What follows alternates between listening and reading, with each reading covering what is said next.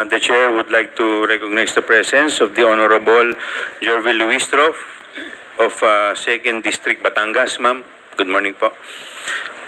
We will now proceed to the next item, the approval of the minutes of the previous meeting. Do I hear a motion? Mr. Chair. Mr. Chair. May I be recognized? Yes, Congressman Akop. May I respectfully move that we dispense with the reading of the minutes of the previous meeting and consider it as approved. So move, Mr. Chair. Second, Mr. Chairman. Is there any objection? Hearing none, the motion is carried.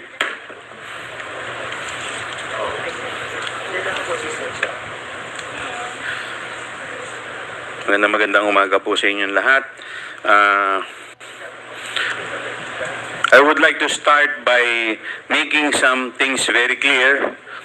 Before we start the proceedings today, I have heard, and I assume many of us here have heard, accusations and insinuations regarding this committee and these proceedings, implying that this is somehow a political exercise or an attack on an individual. I would like to make things very clear. This is not the case. At this point, I will apologize to some of the people watching as I will be mentioning a lot of numbers during my remarks. This is necessary in order to make clear that it is not any enmity, passion, or hostility which drives this committee. It is simply a case of numbers that do not make sense. This is why, if you would recall, last week's hearing focused on the issue of confidential funds. Ano ba ang confidential fund na ito at bakit ito importante? Ano ang kinalaman nito sa accountability? Based on Joint 2015-01 of the COA, confidential funds are funds disbursed to, among others, national government agencies for their confidential expenses. On the other hand, confidential expenses are those relating to surveillance activities which support the operations of the agency. So sa madaling salita, ang confidential funds ay pera para sa mga operasyon ng pagbabantay at pagmamanman ukol sa mga aktibidad ng ahensya. While this may seem to be a very specific definition, we cannot help but notice that the joint circular provides very loose requirements for the release of confidential funds to agencies and also requires less specific information and documents in order to liquidate and account for. In Notice of Disallowance number 2024-002-100, the COA disallowed the amount of over 73 million pesos, representing almost 60% of the 125 million pesos in confidential funds. Pwede po ba yung slide?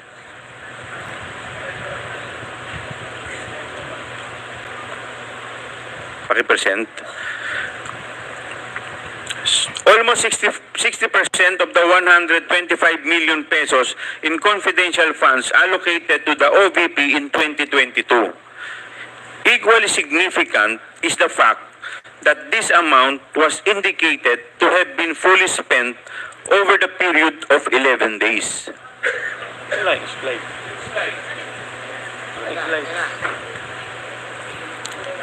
Wala pang kalahating buwan, naubos na daw ang 125 million.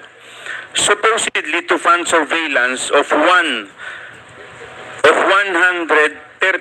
areas. This amounts to 11 million pesos spent per day for these surveillance activities conducted over the holidays.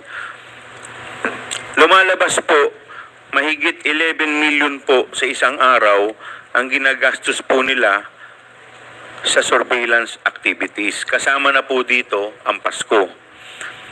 I note that while these numbers are already staggering, this is only a portion of what this committee is investigating and dealing with.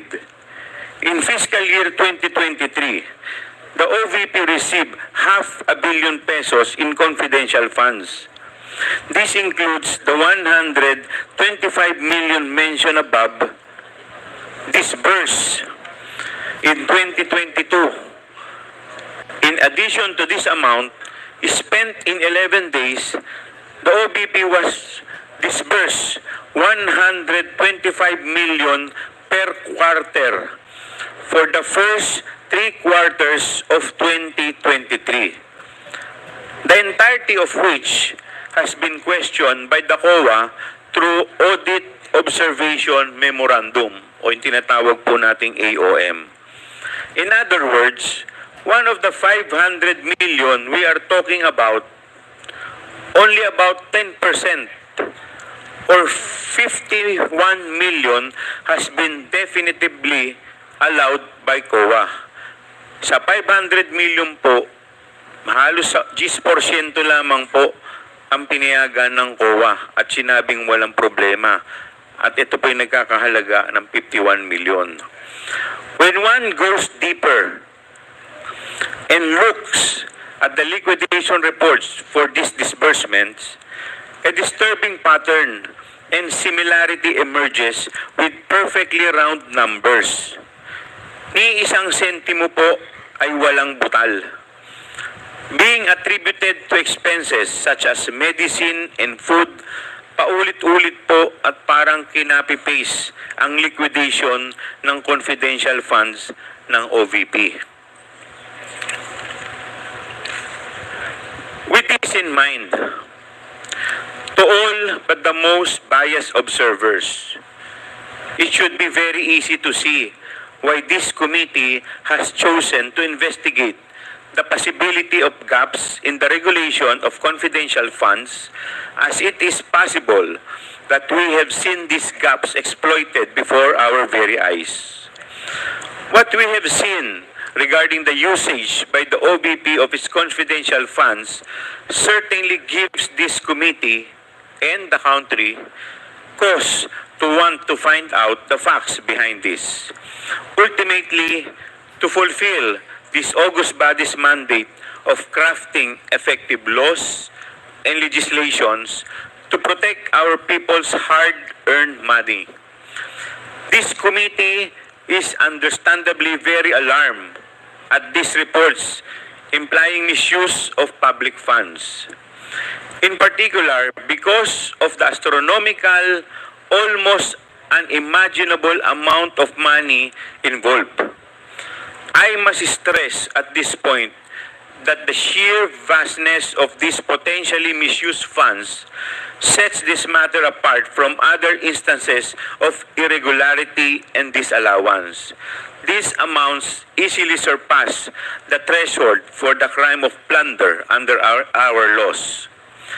It is incumbent upon us who are duty-bound to ensure that our legislation and regulations are effective enough to protect the money of the people, to investigate and get to the bottom of these glaring irregularities.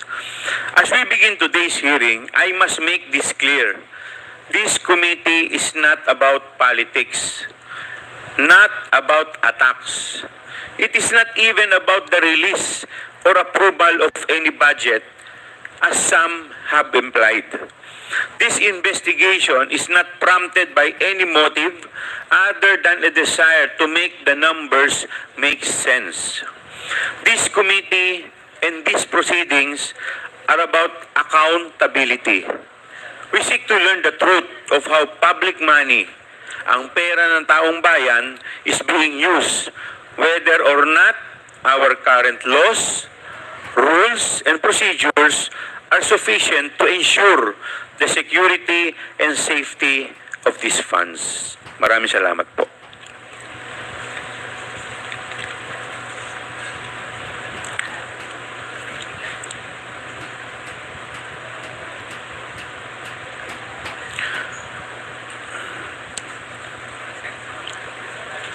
At At this juncture, the Chair would like to recognize the presence of the Honorable Congressman from 1st District of Manila, Congressman Ernesto Dionisio Jr.,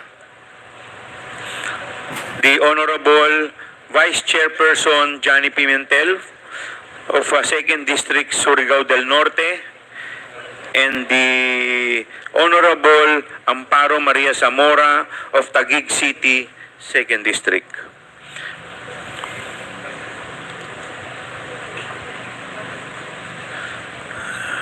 In the previous hearing, we have requested our witnesses, guests, and resource person to provide the committee with certain documents.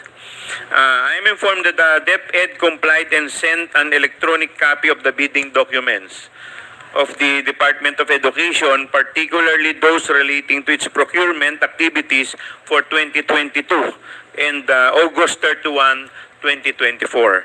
The Bureau of Treasury likewise sent fidelity bond documents of the OVP and DepEd for calendar year 2022 to 2024, as well as designation of employees of both agencies who are appointed as special disbursing officers.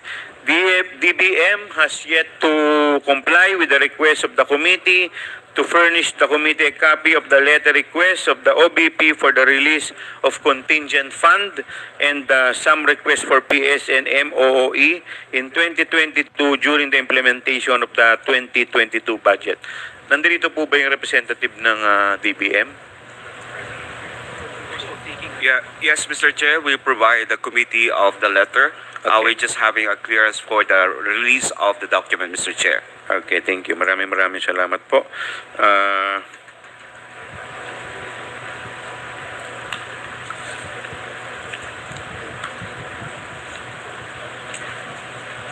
Mag-oath ba tayo? Pa-oath muna natin. Oath na muna. Oath na muna tayo. Papa-oath ka na muna. Mr. Chair, Yes, the Honorable Deputy Speaker, Chi Suarez. just some admin matters. I noticed there are new faces present with us today. Thank you for your attendance in today's hearings. However, insofar as this is a continuation of the hearing last week and there are new faces, can I just ask if our new guests have taken their oath? Comsec. Yes, Your Honors. Our new guests haven't taken their oath, Your Honor. Oh, there are not. Okay, paki-take lang po ng oath yung mga hindi pa po nakakapag-oath. Pwede po tumayo po kayo. Comsec, paki-take po sila ng oath. To all our new resource persons, witnesses, and guests who are present and invited today, kindly stand up and please raise your right hand. Do you solemnly swear that the statements you will give before this committee shall be the truth, the whole truth, and nothing but the truth, so help you God? Your Honor, the oath has been administered. Thank you, Your Honor.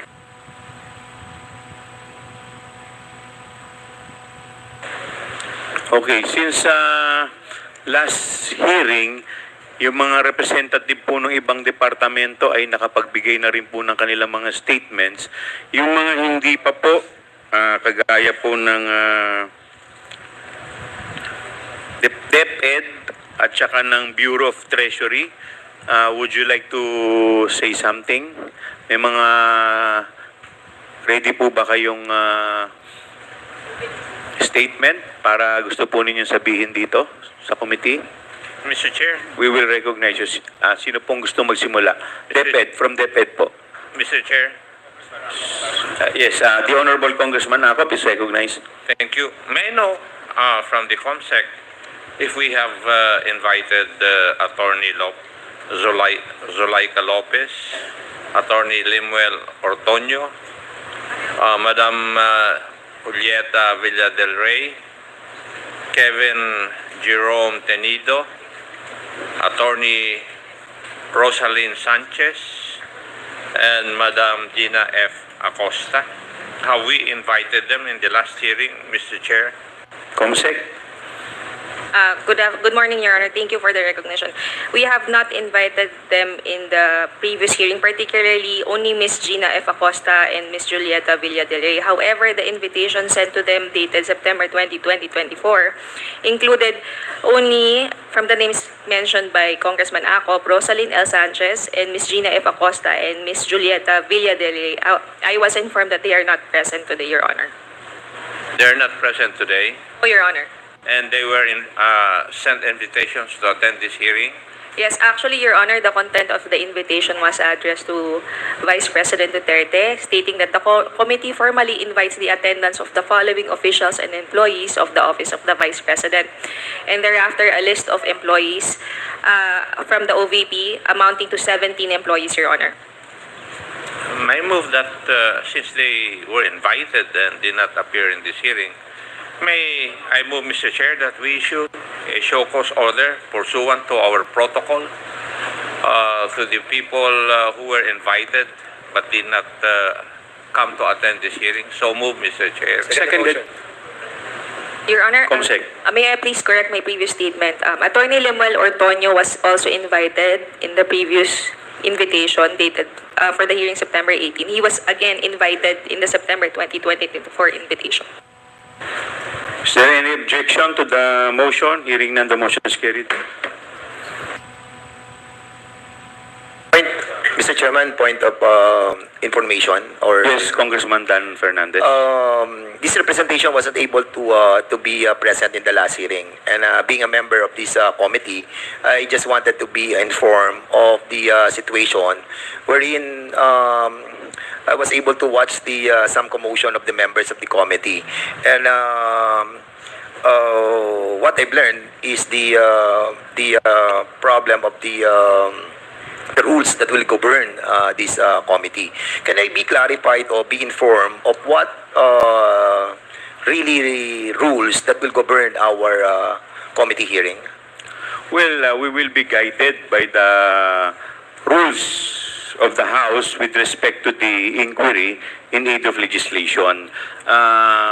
Firstly, Mr. Chair. under the... Mr. Chair. Yes, Congressman Acop, you're recognized. Since the good Honorable Fernandez was not present in the last hearing, for reasons I do not know, there was a question, Your Honor, that was raised in the hearing held on 18 September 2024, whether we would follow the rules of procedure governing proceedings in this committee. And there was also an issue raised that what we should follow should be the rules, the House Rules of Procedure governing inquiries in aid of legislation. Kung matatandaan po ninyo, kung nanood po kayo, si Honorable Rodante Marcoleta questioned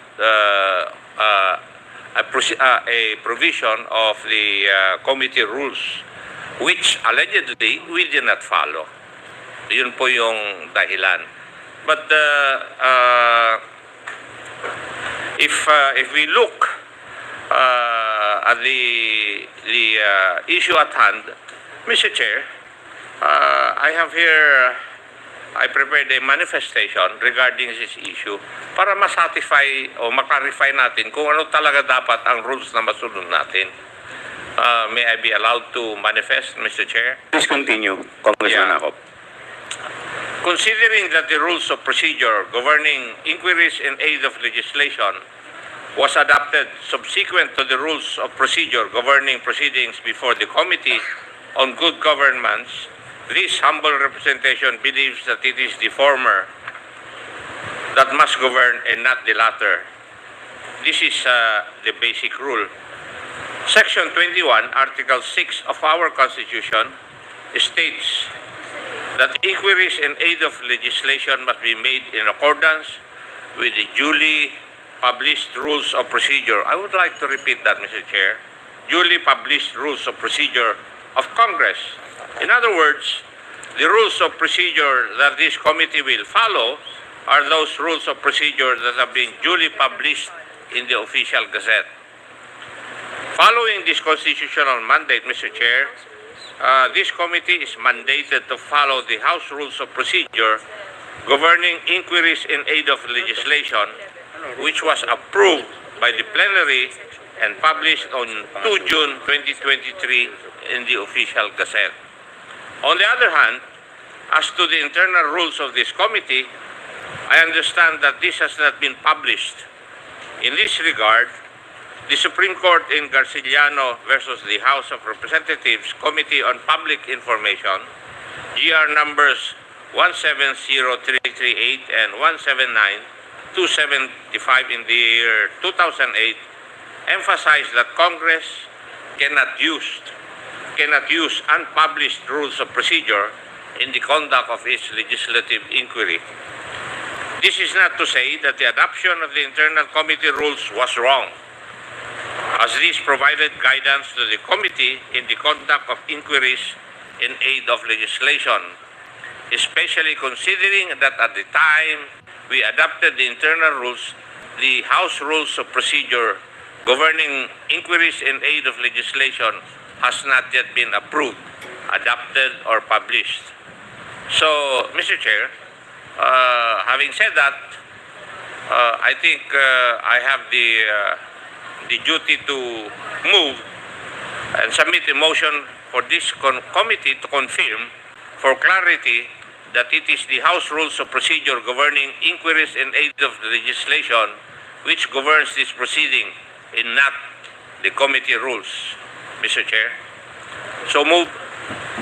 Move to confirm. There's a motion to confirm. Mr. Chairman, before Yes.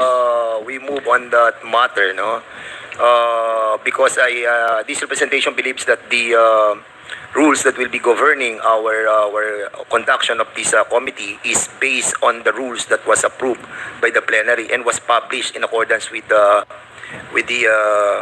provision of the Constitution under Article what? Article 6. Article 6. Yeah, Article 6. So, for that matter, before we take action on this matter, can I be clarified on something that is very important? Considering that I think the good gentleman from Antipolo have said that on August 2022, the rules of the good government and public accountability have adopted a rule that will govern them. And the House of Representatives on May 2023, as the good gentleman have mentioned, have adopted and published the said rules. Having said those element of time that transpired, no, from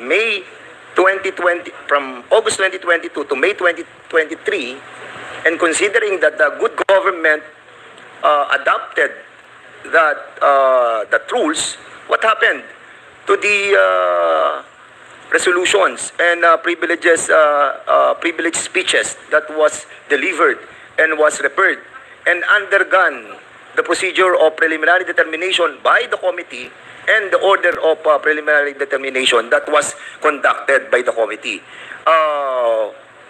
Will it suffice to say that those hearings that were conducted must be stricken out of the committee records? Congressman Akop. Mr. Chair, for the benefit of the gentleman from Laguna, as I've stated in my manifestation, noong wala pa pong na-approve na House Rules on Inquiry, ang ginagamit po natin ay yung internal rules which was approved by the committee. Yun po. But when the House Rules governing legislative inquiry by Congress was approved, then it already superseded yung ating internal rules. That is the stand of this representation, Your Honor. Thank you. And if I may add, Okay, Congressman. go ahead. Ay, sorry. Yes. Thank you po. If I may add the manifestation of Congressman Akop. Basahin po natin yung section 18 ng ating internal rules dito po sa in aid of legislation. Sabi po dito, the committee tasked to conduct an inquiry may adopt internal rules of procedure. Ang ginamit pong word dito is may. So, ibig pong sabihin dito, hindi po tayo obligado. Pwede po natin gamitin yung internal rules of procedure natin. Pero, hindi po tayo obligado. So, ano po ibig sabihin? Ang talagang obligado po talaga tayo dito ay ang gamitin natin. Ito pong House Rules na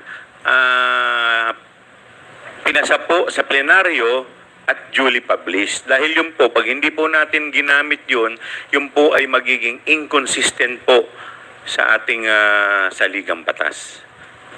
I think, Mr. Chairman, with that explanation from the good gentleman from Antipolo and the Chairman, accordingly, if you're going to look at the Section 34 ng rules natin, these rules that have been adopted by the committee must be also submitted to the plenary. And if it is been proven that it is inconsistent, with our own rules, it is devoid of constitutional requirement as mandated by the Constitution. And one point of information as well, Mr. Chairman, because I'm trying to look at it right now, that these rules that was adopted by the good government is somehow redundant, repetitive, and I think it is preposterous, considering that we have established under our own rules a committee on rules that established the preliminary determination. We have 30 members on the committee on rules, and all the resolutions, all the privileged speeches that are being delivered on the plenary are being referred to the Committee on Rules. And one of the function of the Committee of Rules is to determine if there is a present of being referred to that specific committee. And in that case, Mr. Chairman, I believe that this representation believes that making a rule that is inconsistent with the rules that is being adopted by the plenary is somehow well, it's not abusive, it's not arbitrary, but somehow will have this House of Representatives spend so much effort, time, and resources for that matter. Kaya I think, Mr. Chairman, I submit to the position of this body, especially of Chairman Acop and the chairman of this committee. Maraming salamat po sa informasyon. Thank you po. We will now rule on the pending motion. Mr. Chairman, I yes, second the Congressman. motion of the Honorable Ako. Okay, is there any objection? Hearing none, the motion is carried. We will now confirm that it is the House Rules of Procedure governing inquiries in aid of legislation that will govern in these proceedings. Okay, settled na po yan.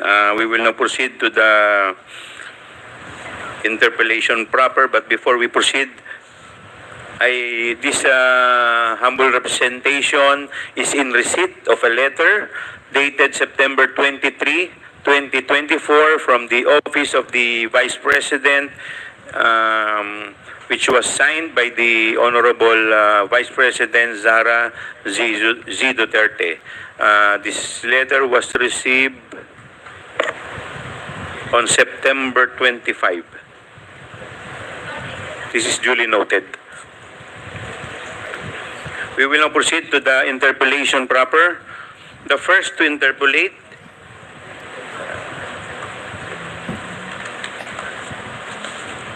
meron na po pala akong list dito kung sino pa po ang gustong magpalista.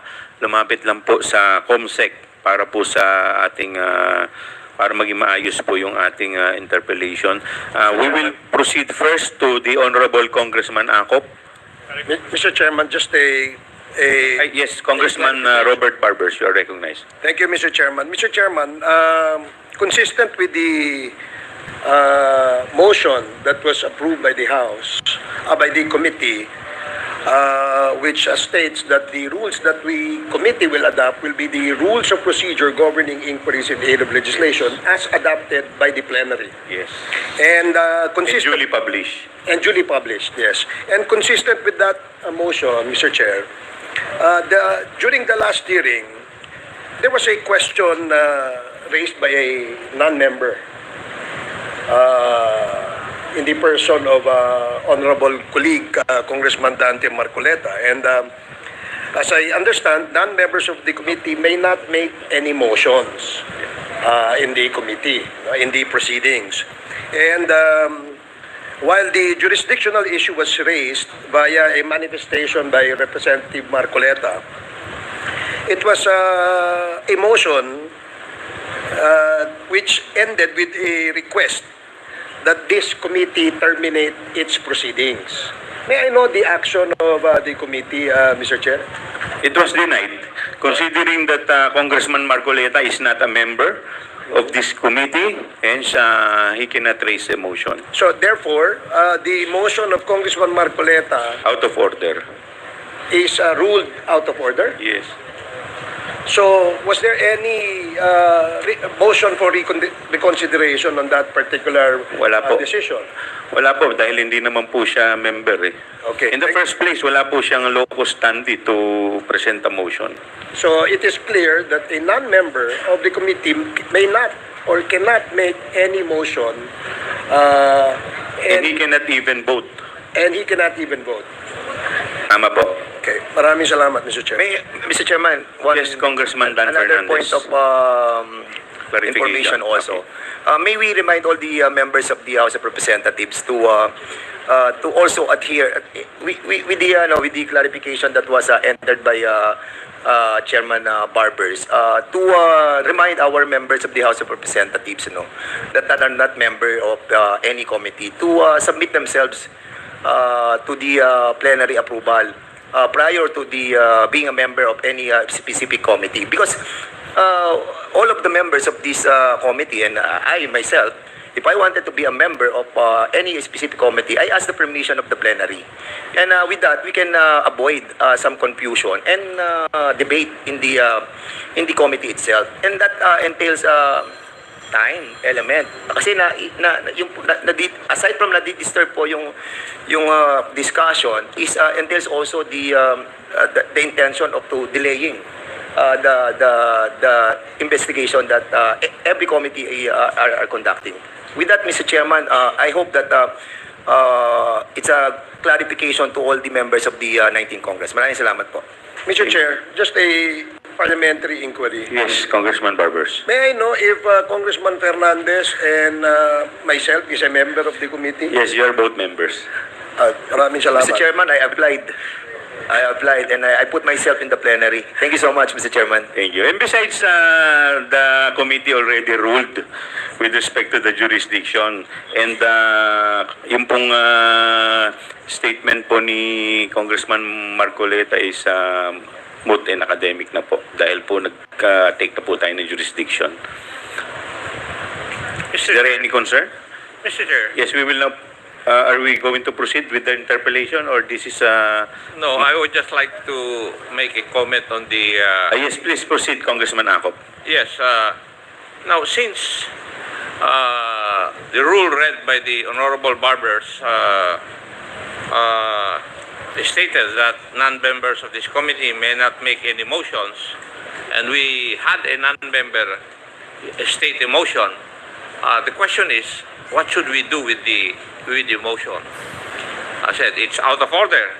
Now, are we not supposed to move to strike it out of the minutes, Mr. Chair? Is there any motion? Do I hear a motion? I think it is incumbent upon us to have a motion to strike it out from the records of this committee, because this will take a bad precedent, Mr. Chairman. Yes. So I move that we strike out the motion that was delivered and manifested by Congressman Marcoleta. Is there any second to the motion? Second. Second, Mr. Chair. Duly seconded. Is there any objection? Hearing none, the motion is carried. We will now proceed to the interpellation. Congressman Acob will be the first interpellator. Please proceed, Congressman Acob. Thank you, Mr. Chair. Most of the questions that my staff has prepared would concern Madam Gina F. Acosta, the Special Disbursing Officer of the Office of the Vice President. I think she is not present today. Is she? Comsec? Present ba si Madam Gina Acosta? Kasi siya ang supposedly the Special Disbursing Officer. No, Your Honor. She is not present. So, Mr. Chair, my questions would wait for the time that Madam Gina F. Acosta would be present in the next hearing, but I would just like to ask some questions from COA if they're present this morning. Thank you. Kailan po nyo inirelease yung COA audit report nyo regarding the office of the OVP regarding the use of the amount of 125 million under line item confidential expenses? Kailan po nyo na-release yung COA report nyo? Sino po ang sasagot? Attorney, sorry, hindi ko po makita yung pangalan. Attorney Camora from COA, please proceed. Good morning, Mr. Chair. As to confidential intelligence and confidential funds, we do not issue any audit reports, just the audit actions, Mr. Chair. Audit action. Yes, Mr. Yes, Chair. okay. Thank you for the clarification. Now, when was the confidential fund in the amount of 125 million transferred to the office of the Vice President?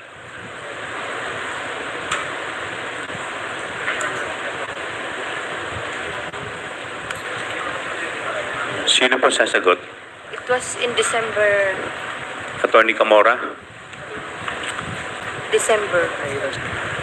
Mr. Chair, may I be clarified? The cash advance, Mr. Chair? Yes. When was the fund, the 125 million amount, transferred to the office of the Vice President?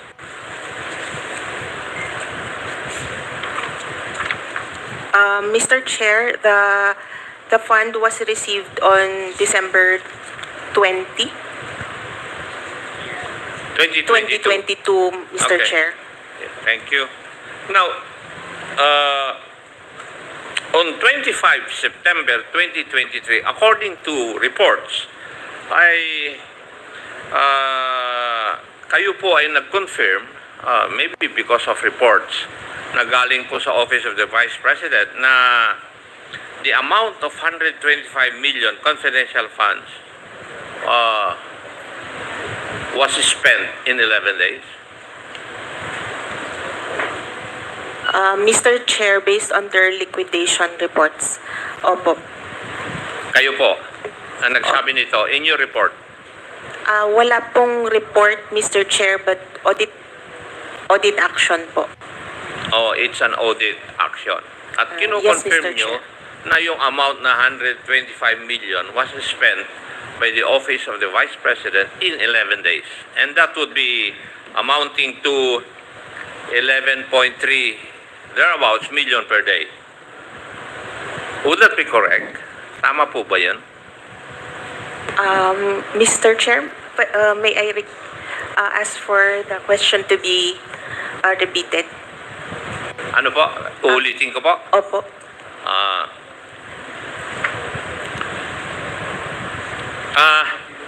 Kayo po nagko-confirm na in-spend in your liquidation in the liquidation report that was submitted to you, kayo po nag-confirm na in 11 days naubos po yung 125 million confidential funds. Tama po. Tama po, Mr. Chair. And that is equivalent to spending 11.3 million a day. If it was spent, or if the amount was spent in 11 days. Tama po rin po Tama po, Mr. Chair, based on Yes. their documents po. Yung 11 days na yon ay noong panahon na from 21 to 31 ng December 2022. Would that also be correct? O tama po ba yun? Based on their accomplishment report, tama po, Mr. Chair. And that is at the height of the holiday season, matatapos na po yung taon, di po ba? Tama po, Mr. Chair. At lahat po ng ahensya ng gobyerno nagmamadali na ma-spend yung kanilang pera na nasa kanilang opisina. Di po ba? Kasi ang nangyayari po, di ba? Kung minsan, December 31, pinapaspasan po ng mga opisina ng gobyerno ang pag-liquidate po ng mga pondo na nasa kanila. Di po ba tama yun? Alam ko po yun dahil naging controller po ako ng Philippine National Police noong Chief PNP si Senator Lacson at yun ang nangyayari eh. Kayo po ang sasagot, hindi na po siya. That's correct po, Your Honor. Yes. Paki-address niyo po yung chair sa antakantayin niyo po na-recognize kayo. You are Miss Sofia Gemora? Yes, Your Honor. Okay, please continue. Kasi minamadali po nila ng mga ehensya dahil if you notice, yung buwan ng Disyembre, normally it has four non-working holidays. So, 4 na ang nabawas sa 11 days para gastusin mo. Tama rin po ba? If I may add, Your Honor, to what Attorney Camora had said earlier, with regards to the 11 days report of our audit team, we are the audit team of the Office of the Vice President. So, looking at the records or the recording in the financial statements, we found out that the cash advance was drawn on December 20, 2022. And on December 31, looking at the financial statements, there was an expenditures recorded of the same amount, the 125 million. So that was the reason why we, of course, it's correct to say that that was the 125 million was expended in 11 days. Your Honor. Thank you, Madam. Now, because of this, the COA issued a notice of disallowance dated 8 August 2024, this allowing the amount of 73,287,000 from the 125 million confidential funds disbursed by the Office of the Vice President in 2022. Tama rin po ba? Tama po, Mr. Chair. Now, may I know kung ano po yung mga dahilan po ninyo bakit nag-issue po kayo ng notice of disallowance doon po sa expenditure on confidential funds by the Office of the Vice President? Pwede po bang malaman yung rason po ninyo? Attorney Gamora. Mr. Chair, our reasons were indicated po at the ND. I'd like to make a rundown po. Yung may issue po sa payment of rewards nila, may issue sa payment of charging payment for tables, chairs, desktop computers, and printers to the confidential fund, and also a non-submission of the revised accomplishment report, Mr. Chair. Yun po yung official reason why you COA issued a notice of disallowance. Tama rin po. Tama po, Mr. Chair. Now, may I ask, meron po siguro kayong breakdown ng expenditure of the confidential funds. Meron po ba kayo? Mr. Chair, meron po sa accomplishment report. Yes, and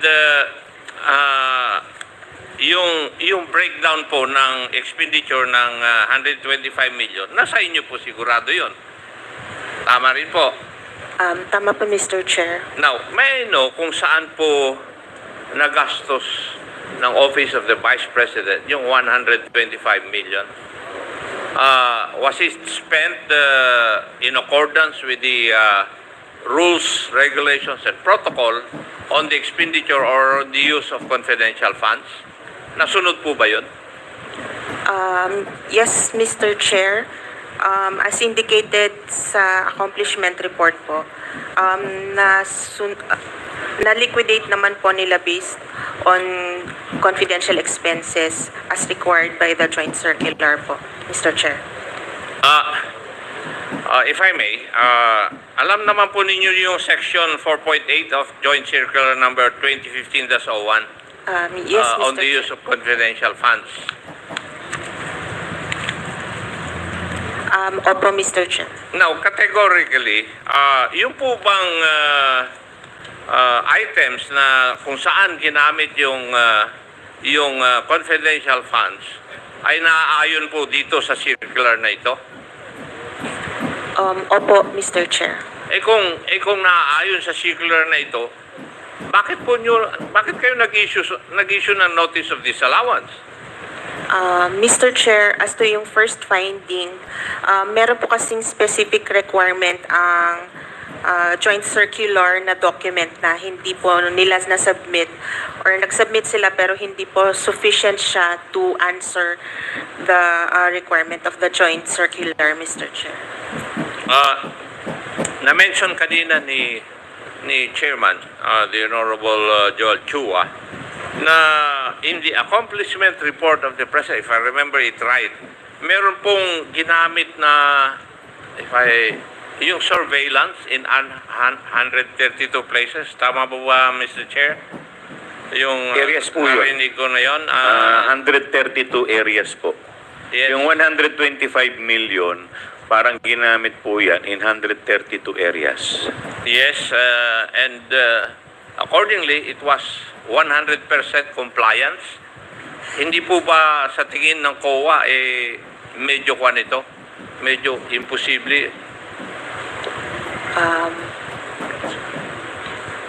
Mr. Chair, parang based on other parang okay lang naman po siya. Kami po ay gumagamit din po ng intelligence fund. Ay nanggaling po ako sa service At alam ko na mahirap gawin ito. I will conduct surveillance in 132 areas in 11 days.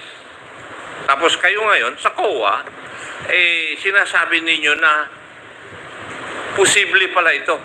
Samantalang kami on the ground na gumagawa nito noong ako'y nasa serbisyo, nahihirapan po kami. So, what is your basis na pwedeng sabihin na posible ito, Madam COA?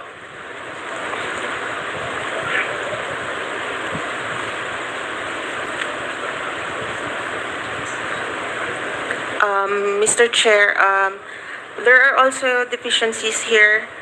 No, tinatanong ko lang po kayo kasi sa mata po ng COA, yung mag-conduct ka ng surveillance activities in 132 areas in 11 days, para sa amin po na gumagawa nito in our use of intelligence funds na ako po yung nasa servisyo, nahirapan po kami Tapos sa mata pala ninyo, posible pala ito.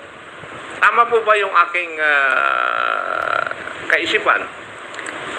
Mr. Chair, ang identified lang po ay number of areas, pero pwede din pong i-consider yung kung ilan po yung kung ilang tao po yung pinag-spendan ng funds, Mr. Chair. But the liquidation report does not say so. Yes, Mr. Chair. In-assume na lang ninyo yun Mr. Chair, meron po silang submitted na mga documentary evidence. Okay. Mr. Chair, those would be the questions that I would ask, I have asked from COA. Yun po yung aking nihanda. The others would pertain to Madam Gina F. Acosta. So, marami pong salamat, Mr. Chair, for the opportunity to interpellate. Thank you. Thank you po, Congressman Acop. The next interpellator is the Honorable Congressman Rolando Valeriano. Mr. Chair, Mr. Chair, quick question. Congressman Ortega, with the indulgence of Congressman Valeriano, the chair would like to recognize Congressman Ortega. Mr. Chair, I've noticed that there are some employees and from the office of the Vice President who are here. Are we gonna sit them as resource person, or they just going to sit around the hall, Mr. Chair? I was informed a while ago that the spokesman of the Vice Mayor is Vice President is representing the DepEd, not the office of the Vice President. But I was told by the COMSEC that a while ago the OVP Chief of Staff, Attorney Solweta Lopez, supposedly is present today, but could not be located as of now. May I know if Attorney Solweta Lopez is here inside the Sulaika. Sorry. If Attorney Sulaika Lopez is present in this Mr. Chairman, hearing. I think Yusek Powa is the spokesperson of the Vice President. Maybe he can answer on your query, considering that he knows all about the OVP. Yes, would you like to please join us? Mr. Chairman, good morning. Yes, good morning to the members morning, of the Yusek Powa. Powa. I have not seen Yusek Zulaika since I arrived this morning. And to be very honest with you, I do not know if she was even here today. But I don't think she's with us at the moment. For the OVP matters, let me just manifest, Mr. Chair, Your Honors, that I only joined OVP po kasi itong August. Okay. So, and only as a spokesperson, I am only a consultant in the Office of the Vice President as her spokesperson. So, sa totoo lang po, I will not be competent to answer any questions as regards yung operations pa po talaga ng OVP sa this point, Your Honors. Well, Mr. Chairman, if Yes, Congressman was Fernandez. not given authority to answer some queries from this committee? Do you have any authority from Mr. the Chair? Office of the Vice I- President? Mr. Chair, I was not given po any authority today. I am appearing today because part of the invitations given to the DepEd family also included my name. So that is the only reason why I decided to appear po today before you. Okay. Okay po ba sa inyo yan? Okay, we will now proceed to the... But before I recognize Congressman Valeriano, the chair would like to recognize the presence of Honorable Clarice Ann Hernandez of the Lone District of Calamba City. Good morning po, ma'am. Sino po ba? And Congressman Kit Flores. Yes, good morning po. Congressman Valeriano, please proceed. Thank you, Mr. Chairman. Just a brief background lang po.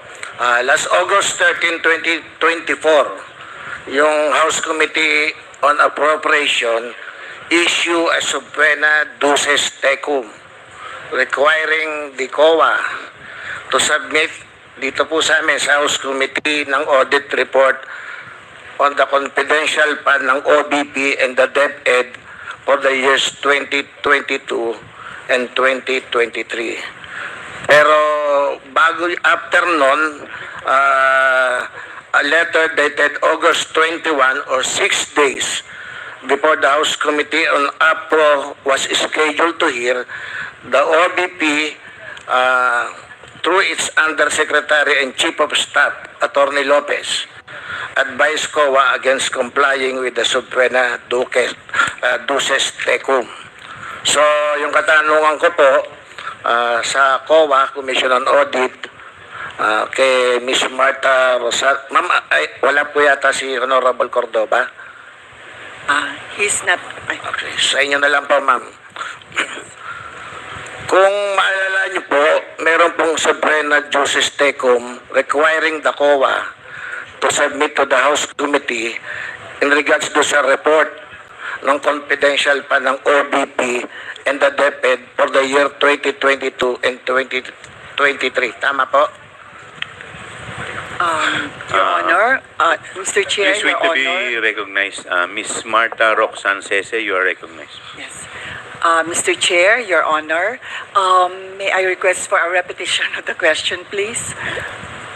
Nakatanggap po kayo ng subpoena duces tecum requiring the COA, kayo po, to submit to the House Committee the audit report on the confidential fund ng OVP and the DepEd para sa taong 2022 and 2023. Tama po? Yung letter po is dated August, I think 13, 2024.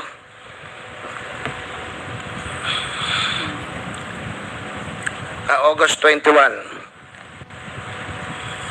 Tama. Your Honor, may I please refer first to the legal services sector representative because I am not privy to that very document. May you know who will answer? Attorney Camora, please answer. Yes, Mr. Chair, nakatanggap po kami ng subpoena. Yan. Yung August 21, 2024, you receive a letter from the OVP directly to Chairperson Cordova. And it was personal. Ang sinasabi po ron, kung maalala nyo, pinipigilan ang COA na mag-release ng details. Tama po? Tama po, Mr. Chair. Sino po ang nag-receive ng letter? Mr. Chair, sa Office of the Chairperson po. Sa Office of the Chair. Binigay po ba... Anyway, wala si Chairman pero baka kaya niya pong sagutin. Binigay po ba kaagad ito personally kay Chairman Cordova or dinaan pa sa kanyang mga staff? Mr. Chair, hindi ko po alam kung kailan nabigay kay Chairperson pero na-receive po ng ICFAO ng office namin and then we elevated po the matter to the Chairperson. Yes. Ano po ang naging aksyon ng COA in regards to that letter? We complied with the subpoena to Sistecom, Mr. Chair. So, ang discretion po kung lawful at reasonable ang pag-comply sa mga subpoena or kung lawful excuse not to comply ay tanging tama po, nasa inyo, nasa COA lang? Yes, Mr. Chairman, pong COA rules. Yeah, at bilang constitutional independent body, hindi po maaring diktahan basta-basta ang COA, tama po? Being an independent body, tama po, Mr. Chair. Lalo na po kung ito'y in relation to the constitutional duties ng COA gaya ng pag-o-audit sa ahensya ng kahit anong government agency. Tama po? Tama naman po, Mr. Chair. Under the presumption of regularity, ang COA ay kailangan mag-comply sa mga subpoena as a matter of course. Tama po ba? Tama po, Mr. Chair. So, did the COA reply? Yes, Mr. Chair. We replied to the subpoena to Sistecom. Okay. Nagkaroon po ba na exchange of correspondence na sagutan yung OVP tsaka yung COA in regards po doon sa request nila? Mr. Chair, parang wala na pong response po. So, sinunod niyo po ba yung directive ng OVP not to comply with the subpoena? Mr. Chair, yung hindi po. Ang nag-comply po kami is yung sa subpoena to Sistecom. So, ang COA po ay sumunod sa subpoena because they agree that Congress does have the power to subpoena these documents. Correct? Mr. Chair, our rules also allows us to comply to subpoena to Sistecom and other lawful orders po. Yes. Ang COA ay sumunod sa subpoena dahil ito ay in-issue batay sa power to conduct legislative inquiries ng Congress. Tama po ba? Yeah, tama po, Mr. Chair. And COA likewise agrees that the audit of the confidential funds, which are government funds, are matters of public concern. Tama po ba? Tama po. Tama. In terms of audit po, Mr. Yeah. Chair, tama po. And the public has the right to know paano po ginagastos ang pera ng bayan, di po ba? Tama po, Mr. Chair. And likewise, ang Kongreso ay may obligasyon. Kami po dito na siguruhin ang pera ng bayan ay ginagastos po sa tamang paraan. Tama po? We submit po sa ano po. And when the COA complied with the subpoena, ano po ba yung response ng OVP, ng Office of the Vice President? Did the OVP reach out to COA again? Mr. Chair, wala po akong alam na nagbigay po sila ng further requests or Or letter? Nagpadala ba sila ng communication again? Hindi na po? wala na po, Mr. Chair. Were further attempts made by the OVP to force or compel COA not to comply with the subpoena, even a phone call or what? Wala naman po. I'm not aware of any letter or any communication po. Okay. Thank you, Madam. Sa OVP po, meron bang pwedeng sumagot? Wala talaga si Atty. Lopez? Comsec, how about Atty. Lemuel G. Ortonio? Andito po? Negative as well, Your Honor. Again? Mr. Chair, Wala po. with the indulgence of Congressman the Acop, you're Honorable recognized. Valeriano, before we leave the issue on the subpoena duces tecum, Your With the Honor. indulgence of Honorable. Please proceed, Congressman Acop. Thank you, Mr. Chair. May I know if we have required the submission of the letter of the Office of the Vice President through Undersecretary and Chief of Staff Lopez to the COA? Did we require COA to submit a copy of that letter to the committee? Mr. Chair, wala po yata kami. Attorney Camora, before you answer, please wait to be recognized. May I recognize the COMSEC? Your Honor, thank you. Wala po, Your Honor. However, in the previous meeting, I was directed to write a letter to the Committee on Appropriations Chairperson to request for the documents submitted to them through the subpoena duces tecum filed or issued by the Committee on Appropriations, Your Honor. No, may I move, Mr. Chair, that COA submits to us a copy of the letter of the Office of the Vice President through Undersecretary Lopez? There's a motion by the Honorable Acop to require COA to submit the letter of the Honorable Vice President Through Undersecretary Lopez. Undersecretary Lopez. Is there any second to the motion? Duly seconded. Is there any objection? Hearing none, the motion is carried. Mr. Chair, with the permission of Congressman Acop, we have some representatives from the Office of the Vice President available. Baka mayroon po kayong kopya ng sulat na yon. At kung may kopya po sila at dala-dala po nila, baka pwede maibigay na po nila ngayon yung sulat. Mr. Chair? Sino pong representative ng OVP ang nandirito po? Wala po yata. Mr. Chair? Sino yan? Civilian, di ba? Please identify yourself, please. Wait. Mr. Chair, point of order lang, no?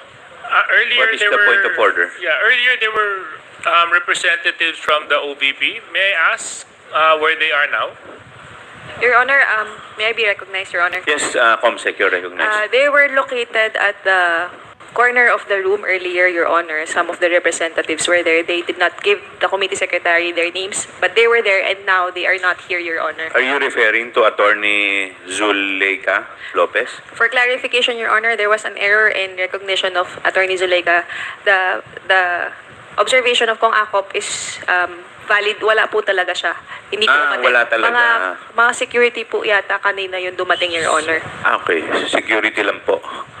Mr. Chair? Yes, sino po yun? Mr. Chair? Congressman Singh, Mr. Chair.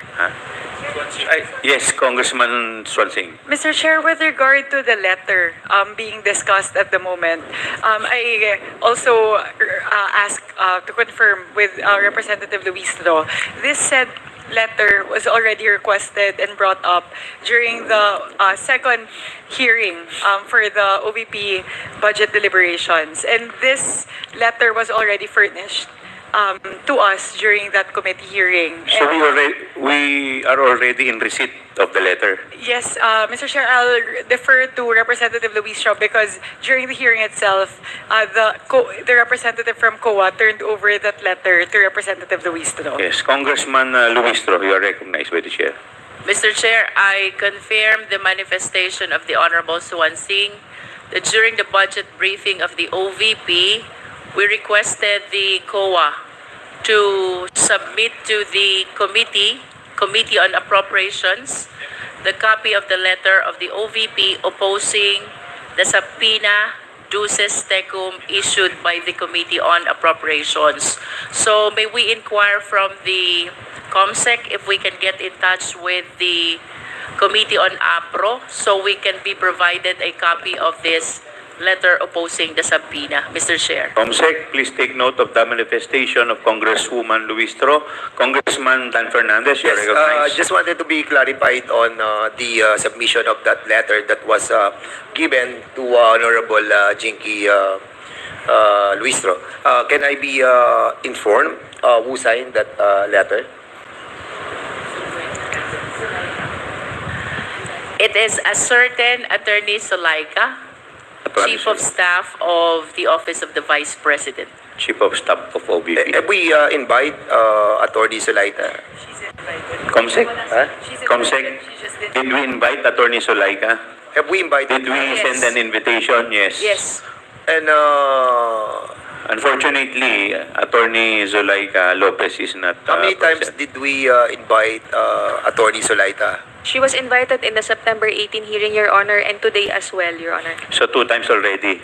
But We, in both issued occasions, she did not appear. Yes, We Your Honor. issued, Mr. Chairman, a show cause order. Yes, Your Honor. There's a motion already. Thank you so much, Mr. Chairman. Mr. Chair, Yes, Congresswoman I Luistro. just wish to manifest the 3 important arguments that were raised in the said letter. First is we allegedly violated the separation of power.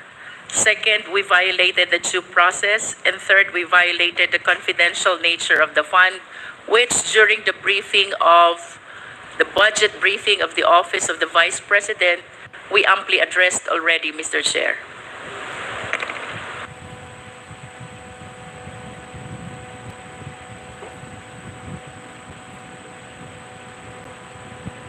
Nagmanifest lang, di ba? Mr. Chair, while we are waiting for the copy of that letter from the Committee on APRO, I shared the 3 arguments which were raised in the said letter. First is the separation of power rule. Second is the due process. And third is the confidential nature of the fund. During the budget briefing, Mr. Chair, we amply addressed already these 3 issues. Okay, duly noted, Congresswoman Luistro. Mr. Chair. Yes, please continue your interpellation, Congressman Valeriano. Ang problem po, yung kasunod ko sanang tanong in regards do sa letter na ginawa ni Atty. Lopez ay sa OVP na or any representative from the Office of the Vice President, pero wala po sila kahit isa, Mr. Chair. So, tinatapos ko na po yung pagtatanong ko. At meron na po bang representative from the OVP? May I be recognized? Wala pa rin po, COMSEC. May I be Tama. recognized, Your Honor? Yes, COMSEC, I you're was recognized. informed by the registration that there was one representative who signed in the registration. Her name is Marie Cristel Aksalan, while the rest did not register, Your Honor. And they are not here anymore. Marie Cristel Aksalan signed the registration, Your Honor. She signed in the registration, Yes. but she is not physically present. She was here a while ago. She was here. Some of them were here a while ago, and now they cannot be located, Your Honor. Okay. So with that, Mr. Chair, tineterminate ko na po yung ibang katanungan ko at antayin ko na lang po sa susunod na hearing pagka dumating na po yung Office of the Vice President. Salamat po, Mr. Chairman. Thank you. Mr. Congress. Chair, yeah, Mr. Yes, Chair, can I just, Congressman Deputy Speaker Jay Suarez, you're recognized. Thank you very much. Mr. Chair, with the indulgence of our next interpellator, I just want to go back dito sa COA natin. Attorney Camora, nabanggit niyo po kanina na nakapag-submit po ng documents tungkol po dun sa liquidation ng 125 million in 11 days, no? Attorney Camora. Tama po, Mr. Chair. Can you please submit to the committee the documents that were submitted? Mr. Chair, since it was already subpoenaed by the Committee on Appropriations, we can only comply through subpoena din po. Okay. It was subpoenaed by the Committee on Appropriation. Yes, Mr. So Chair. nasa Committee on Appropriation po yung documents, tama po ba? Yes, Mr. Chair. Okay. Maybe we can ask the COMSEC to request for a copy of the said documents. Yes, Mr. Chair. Actually, that was the next motion that I was gonna push forward, is that we request a copy of the documents that were transmitted to the Committee on Appropriations, just so that we can go through these documents. No? Thank you very much, Mr. Chair. Mr. Chair, Of course, and of course, it should also include the 32 areas, no? Yes. Did you submit the list of the 32 areas covered by the period of December 21 to December 31, 2022? Mr. Chair, we can provide the copies to the committee upon issuance of subpoena din po.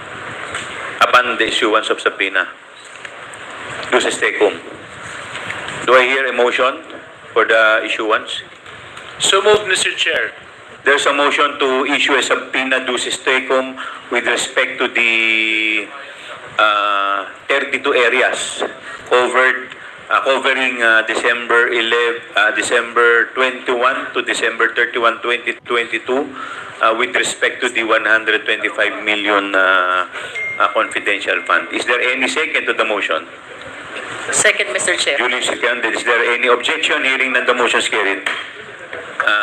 Yes, Mr. Chair. Congressman Luistro, you're recognized. I wish to go back to the letter opposing the subpoena issued by the Congress, specifically the Committee on Appropriations, Mr. Chair. I wish to manifest that the letter is dated August 21, 2024. So I humbly submit that during this time, Attorney Powa is already connected with the Office of the Vice President, and I wish to believe that he can enlighten us with respect to the questions to be propounded by the Honorable Valeriano, Mr. Chair. Attorney Powa, could you please join us? Mr. Chair. Yes, may I be Attorney Powa. recognized? Yes. I confirm the statement made by the Honorable Congresswoman that I was already, in fact, the spokesperson at that time, August 21, I believe. However, Mr. Chair, I really do not have the competence because I am not an employee of the OVP. I was only engaged to be the spokesperson at that point. And so I was not part of the drafting of such letter and was not part of anything with that letter. But if there's anything that I can contribute, then I will be willing to do so, Mr. Chair. Would you like to proceed, Congressman? Mr. Chairman, opo, Mr. baka... Chair, with the indulgence of Yes, Representative Congressman Valeriano. Nika Sonsing. Very quickly lang po. May I ask Mr. Chair a clarificatory question on the motion a while ago? How many areas po yung covered nung subpoena duces tecum? 132 areas. Okay, yun lang, Mr. Chair. Just want to clarify because I heard 32 po. So we just wanted to make sure 132 is correct. That's correct, Mr. Chair. Thank you very much po. Thank you. Just to be clear, the motion was duly approved with respect to 132 areas. Okay po ba, COA? Mr. Yes, Chair. Attorney Again, COA. my apologies. But again, I just have to at least state for the record, Your Honors, that the Vice President really did not authorize me to represent her or the OVP in this proceeding po. I really am here because I was part of the invitees doon po sa DepEd invite na pinadala po. So, with that, Mr. Chair, hindi rin niya pwedeng sagutin yung mga tanong ko in regards to the OVP, to the Office of the Vice President. Opo. Mr. Chair, Yes, please continue. gustuhin ko man po kasi hindi po talaga ako authorized. So, I'm afraid whatever I say might also be questioned later on, Your Honors. Okay. Hindi talaga po ako inauthorized ng Vice Presidente natin eh. Okay, thank you po. We will now proceed to the next interpellator, the Honorable Dan Fernandez. Yes. Wala naman po akong masyadong tanong, Mr. Chairman. Medyo nakaka-worry lang po talaga itong 125 million for 11 days. For the information of everybody, I became the mayor of Santa Rosa, and yung confidential fund ko is like 7 million per quarter. And it's really hard for me to use, to utilize that amount for 3 months. And this amount is so huge that needs to be investigated rightly. Dito po sa Mr. Chairman, you have presented something, and I tried to secure the documents that you have presented a while ago. So I'll be dwelling on this information that you have given this committee. I hope that the COA have the liberty to say something on this disallowed portion of that 125 million, and that was issued by COA, no? Yung 73 million. Doon po pa sa purchase of information, lumalabas po dito that 14 million is the purchase of information, and this was spent for 11 days. So basically, it is 1.2 million per day for the purchase of information. What do you mean by purchase of information? Can you kindly explain to us what is a purchase of information? Mr. Chairman. Sino pong sasagot? Attorney Camora, please answer. Mr. Chair, based po on the joint circular regarding the guidelines on COA, confidential funds, purchase of information pertains to those information necessary for the formulation and implementation of program activities and projects relevant to the national security and peace and order.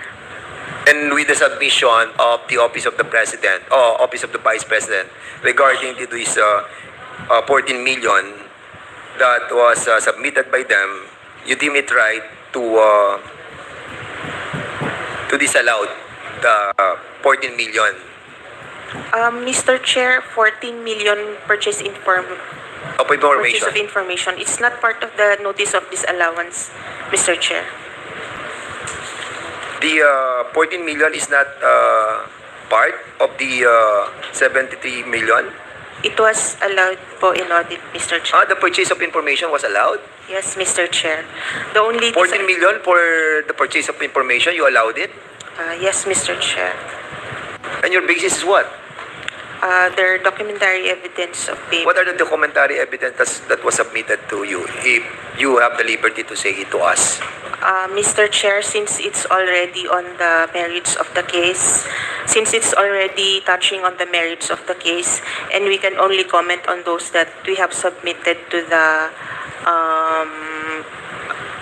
through the subpoena to SESTECOM, and since the notice of disallowance is not yet final, we cannot yet discuss on the merits of the notice of disallowance. Okay, I respect that. So, medyo na worry lang ako dito sa purchase of information that amounted to 14 million for 11 days.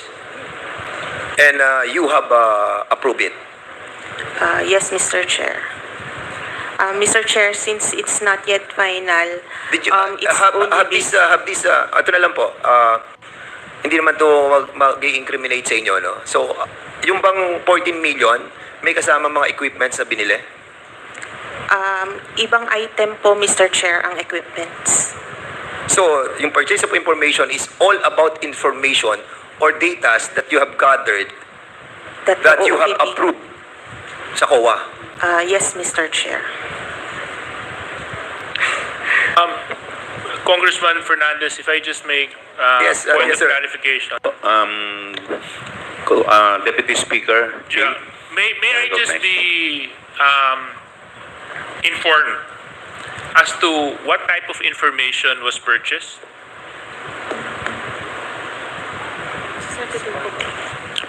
Before you answer, Attorney Camora, let me first recognize the Honorable Joseph Stephen Paduano of Abang Lingkod and the Honorable Vice Chairman, Senior Vice Chairman Benvenido Abante. Please continue.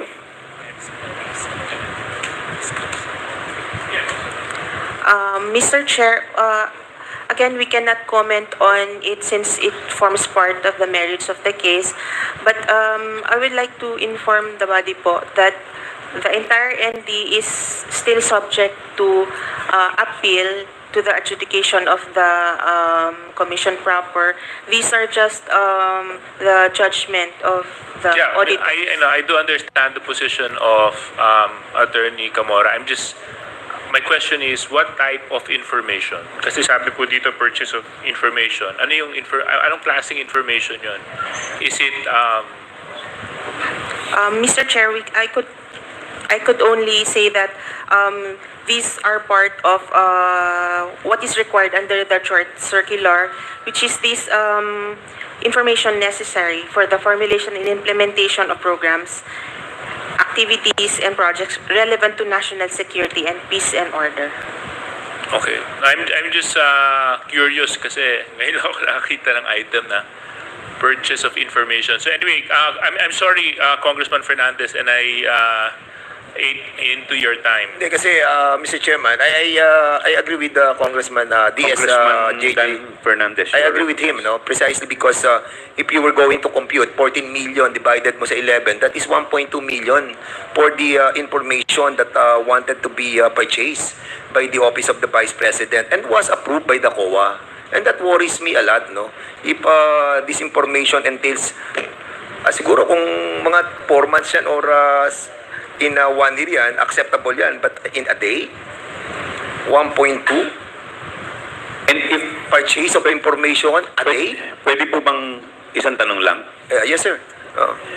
Yung po bang 14 million na yun na information, sa isang tao lang po ba yun o maraming tao po yun?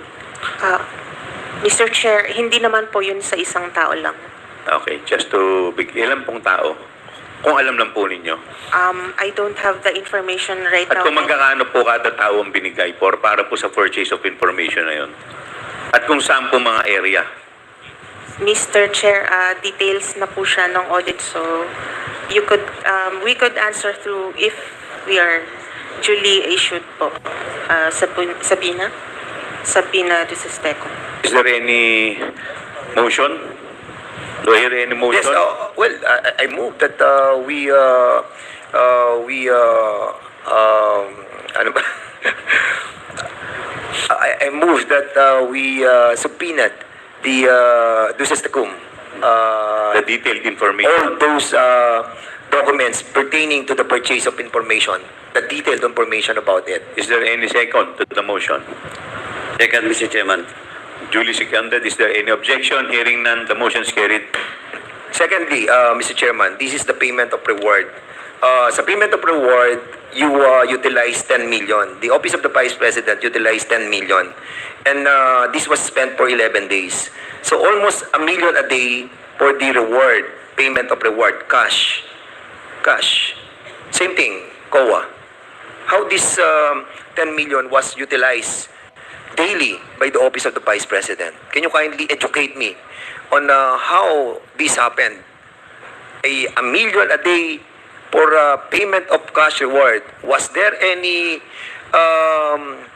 news about the cash reward that was given by the Office of the Vice President to any individuals, for that matter, pertaining to this payment of reward in cash by the Office of the Vice President? Mr. Chair, again, it is part of the it will be a part of the documents of the detail. Although, Mr. Chair, we have indicated in the ND the reason why the rewards were disallowed. They were not able to satisfy us with the Okay, I'm sorry. documentary I'm requirements. sorry, Kowa. You mean this 10 million is part of the disallowed by Kowa? Yes, Mr. I'm sorry about it. Oh, so, sige. Okay, so disallowed to. Okay, sige. So, have they given you some information on, or the detailed information about this payment of cash reward? They have submitted compliance documents, Mr. Chair. But Can we we- deemed it not sufficient. Yeah, go ahead. We deemed it not sufficient to answer the requirements of the joint circular. Can we also, in that case, Mr. Chairman, may I move to subpoena also those documents pertaining to the payment of cash reward? There is a motion by the Honorable Fernandez to subpoena to issue subpoena duces tecum with respect to the payment of cash reward. Ito naman pong Is there any objection? Is there any second to the motion? Second, Mr. Chair. Duly seconded. Is there any objection? Hearing none, the motion is carried. punta naman po tayo sa rental of other incidental expenses relative to the maintenance of safe houses. How many safe houses have the Office of the Vice President have? Mr. Chair, again, it falls part of the merits. However, may I just say, Hindi naman No, merits na- naman yun, Gloria. Tinatanong ko ilan lang yung, para malaman namin. Kasi, of course, merong mga opisina ang Office of the Vice President sa buong Pilipinas. Are those offices that are being mentioned by the Office of the Vice President all over the country constitute also as the safe house of the OVP? Ayan, nakalagay dito.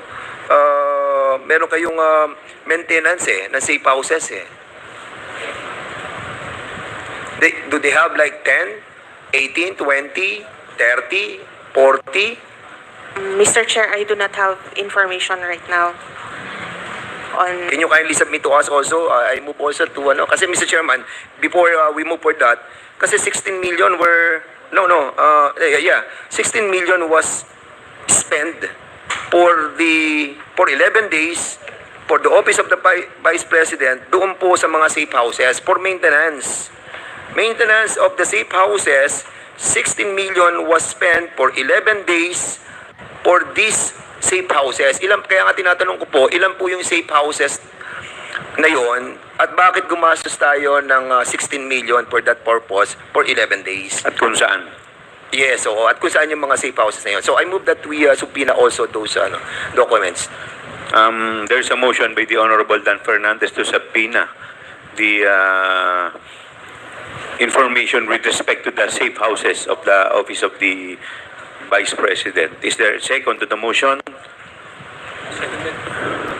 Duly seconded. Is there any objection? Hearing none, the motion is carried. Yung po purchase of supplies, which cost us 35 million for 11 days. Madam Gloria, for purchase of supplies, ano po ba itong mga supplies na to? Ito na po ba yung mga chairs, tables, desktop? Mr. Chairs, part of it po yung table shares that were disallowed. And some of it, nila naka-indicate po as rewards, so it was also disallowed. When you say disallow, were you able to get some information who supplied this purchase of different items? Do you have information about the contractors and the suppliers? Mr. Chair, based on the joint circular, these supplies, materials, and equipment for confidential operations are not done through regular procedures without compromising the information. I know. What I'm trying to tell you is that wala namang bidding siya eh. Hindi naman siya Yes, nagbibidding Mr. Chair. talaga ang confidential fund. What I'm trying to point out, Mr. Chairman, is have they submit the supplier or the contractor of those purchase items? Siyempre, may nag-purchase, may nag-supply niyan eh. Kilala niyo ba? Nagbinigay ba yung information about it? We only received documentary evidence of payment, Mr. Hindi Chair. mo sinasagot ang tanong, Gloria eh. Ang tinatanong ko kung merong sinabit na supplier saka contractor. Titingin ka pa sa likod. Huwag ka na tumingin sa likod. Wait. Ano bang position mo sa COA? Attorney 5 po, Mr. Chair. And what is your responsibility in the Commission on Audit? Review of the audit po. Review of the audit. Review of the audit? Ano ginagawa ng review of the audit? Tinitingnan ko, Chair, yung... So, nakikita mo na. Huwag ka na tumingin sa likod. So, anong nakita mo doon? So, binigay sa iyo yung 35 million na purchase ng goods for 11 days. Siyempre, nakita mo, 35 million, 11 days. Wow! Ang bigat nito, 35 million, 11 days. Sino yung nag-supply nitong mga supply na to? Di ba? Yan ang trabaho mo eh. So, yes. Sino yung mga supplier? Mr. Chair, kasi... Sino yung mga supplier na nakita mo? sa merits na po kasi... Oh my Merits goodness. na po. Hindi, ang It's point not po the ni merits. Congressman Dan Fernandez, hindi ka ba Hindi. nagtaka? Yun po yung gusto niyang ipunto. Hindi po ba kayo nagtaka na nagkaroon ng purchase na worth 35 million in 11 days? Tama po ba yun? Yes, oo. 35 million. Ako naman, kahit ako, mayor ako eh. Di ba nakita ko, nag-purchase ako ng ganito, 35 million in 11 days. Magugulat ako. Ano-ano ba to? So ikaw, bilang ikaw yung parang COA, nakikita mo yan, nakita mo 35 million in 11 days. Supplies. Sino supplier nito? Di ba? Hindi maapekto ng merit nito. Tinatanong ko lang kung sino yung supplier. Now, kung binigay nila yung supply, binayaran nila, at nakita nating above board, so what's the problem? Okay. But unfortunately, magugulat ka 11 days, 35 million for purchase of supplies. Kaya tinatanong ko lamang, sino yung supplier? Mr. Chair, hindi po ako makapagsabi ngayon ng... Alam mo, Gloria, nagsisinungaling ka. Don't. Please. Sabihin mo lang kung sino yung supplier. Sir, ang sinubmit lang po talaga nila is evidence, documentary evidence of payment. Hindi na po yung... So wala yung supplier? Opo, Are you sure? Opo. Wala doon sa sinabit sa inyo? Yes, Mr. Because Chair. we are... we Yes. moved for those documents a while ago. Yes, Mr. Kasi Chair. pag nakita namin meron doon, tatamaan ka dyan. Sige ka.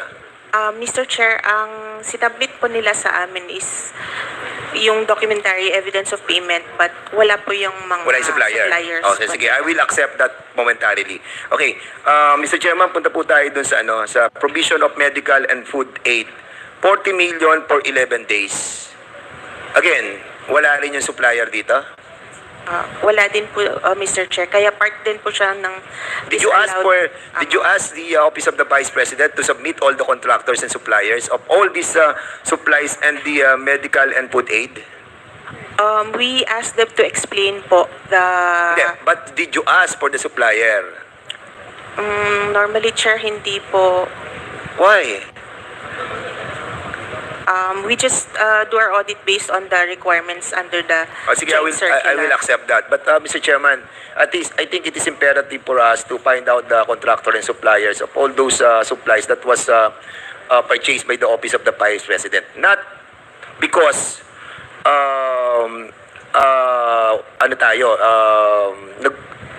what do you call this? Medyo hindi natin pinupuntirya, tama. So, thank you for that word. Hindi natin pinupuntirya yung mga supplier and contractor. What we are after, Mr. Chairman, is the amount, the huge amount that is what's spent for 11 days. And this is something extraordinary.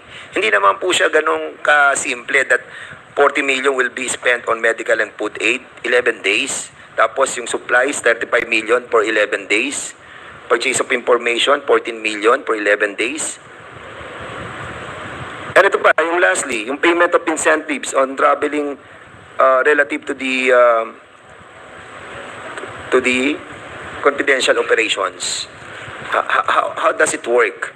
Paano nagbabayad ng incentives or traveling? Can you kindly explain it to us? Because we spent 10 million in 11 days. Mr. Chair, they gave an explanation on this po that those are actually rental of transport vehicles related to confidential activities po. And accordingly, hindi tayo kumukuha ng mga receipt galing sa mga operators ng mga vehicles. Mr. Chair, ang requirement lang po kasi is documentary evidence of payment. Okay, thank you so much. With that, Are you done? yes, I'm Dan Fernandez, sir. Tapos na po ba kayo? Okay, am I done? Okay.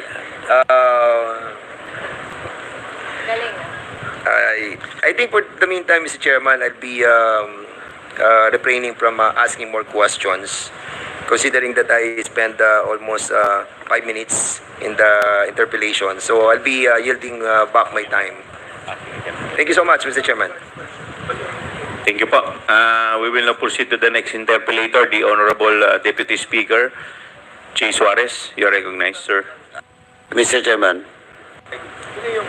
Honorable Paduano, what's the Mr. pleasure? Chairman, with the indulgence of Deputy Speaker JJ, may I ask a clarificatory question lang po with regards to the witness resource persons present in today's hearing.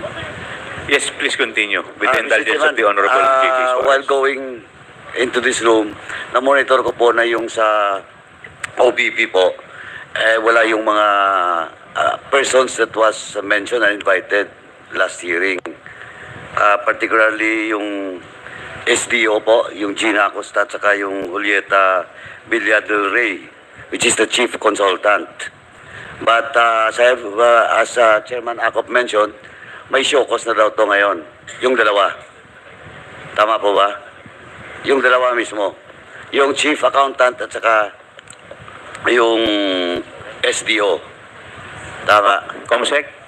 Yes, Your Honor, there was a motion kanina. 5 po yung inisyuhan ng show cause orders, Your Honor. It was Attorney Zulaika Ortonio Sanchez, Miss Acosta, and Miss Julieta Villa del Rey. Now, Mr. Chairman, just to ask this question. So, we cannot, OVP, the Office of the Vice President cannot answer queries from this representation of the members of this committee as of now? Who is the highest Wala po kasing representative dito eh. Ang Wala? Office of the Vice, wala po. Wala po ba?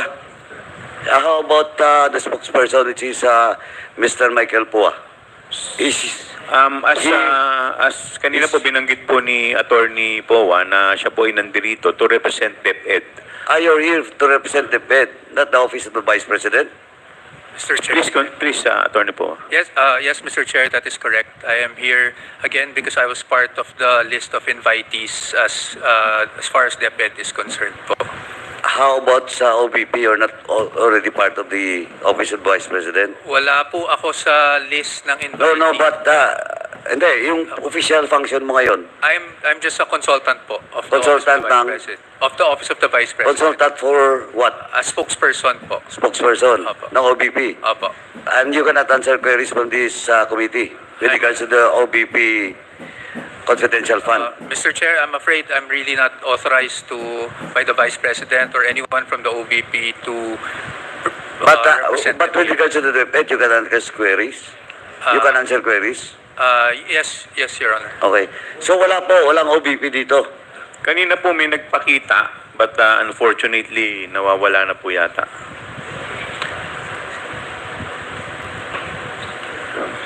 Comsec. Chairman, is it correct that certain Monsayak is present? Is he present? Attorney Monsayak, are you present? Mr. Chairman, can we ask him Ayan to po. approach the microphone? Attorney Monsayak. Do you represent the OVP?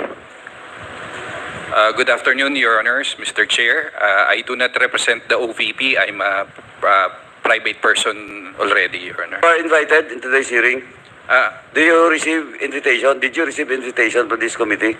Yes, Your Honor. I was part of the invitation, the list of people invited for the DepEd query. For the DepEd na naman. Yes, Mr. Comsec, Chair. is it correct that Mr. Monsayak is invited for the DepEd query? But of course, Comsec. Yes, you're Your part Honor. during this topic being discussed with regards to the OVP budget. You're still part of it, di ba? The time. No, Your Honor. I left OVP at October 2023 and I'm not part in any way of the confidential funds issue, Your Honor. Comsec. Anyway, Mr. Chairman, Your Honor. Your Honor, Attorney Reynold Monsayak was invited from the DepEd roster as Assistant Secretary for Procurement, Your Honor. Just to clarify. Okay. Congressman Paduano. thank you, Mr. Chairman. Thank you. The Chair would like to recognize the Deputy Speaker, Jay Suarez. Please proceed to your interpellation. Thank you very much, Mr. Chair. Mr. Chair, I just wanted to follow the line of questioning started by Congressman Dan Fernandez. Again, to the COA. Ma'am, magandang tanghali po sa inyo. Can you show the slide, please? Yeah. Ma'am, sinubmit po sa COA ang accomplishment report ng fiscal year 2022 sa confidential funds. Tama po ba ito? Tama po, Mr. Chair. Okay. Ayon sa accomplishment report, fully spent ang 125 million. Tama po ba ito? Tama po, Mr. Chair. Okay. Ito pong 125 million ay naka-breakdown into more specific items. Am I correct? Tama po, Mr. Chair. And to enumerate how the 125 million was spent, item 1, purchase of information. Item 2, payment of reward. Item 3, rental of other incidental expenses relative to the maintenance of safe houses. Item number 4, purchase of supplies. Item number 5, provision of medical and food aid. Item number 6, payment of incentives for traveling relative to confidential operations. Is this correct? Tama po, Mr. Chair. So, can you confirm that this is the breakdown reflected in the accomplishment report printed on the screen right now? Yes, Mr. Chair. Yan po yung nasa utilization report. Opo. Napansin ko lang po, ma'am, na kung titignan po natin yung mga amounts, very specific, no? Whole number po siya. 14, 10, 16, 35, 40, and 10. Walang butal, ma'am? Buong buo? Mr. Sakto Chair, lahat? dito po sa accomplishment report nila, ganyan po, buo-buo. Buong buo, oo. Hindi ito estimate or budget, di ba?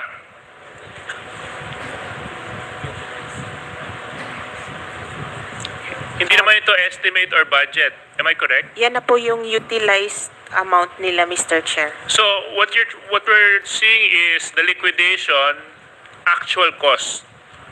Ito po yung mga binili na medical, food aid, saktong 40 million po ang total cost and price. Am I correct? Tama po, Mr. Chair. Walang sukli, walang kulang. Tama po? Mr. Chair, yan lang po yung contents ng utilization report po nila, Mr. Chair.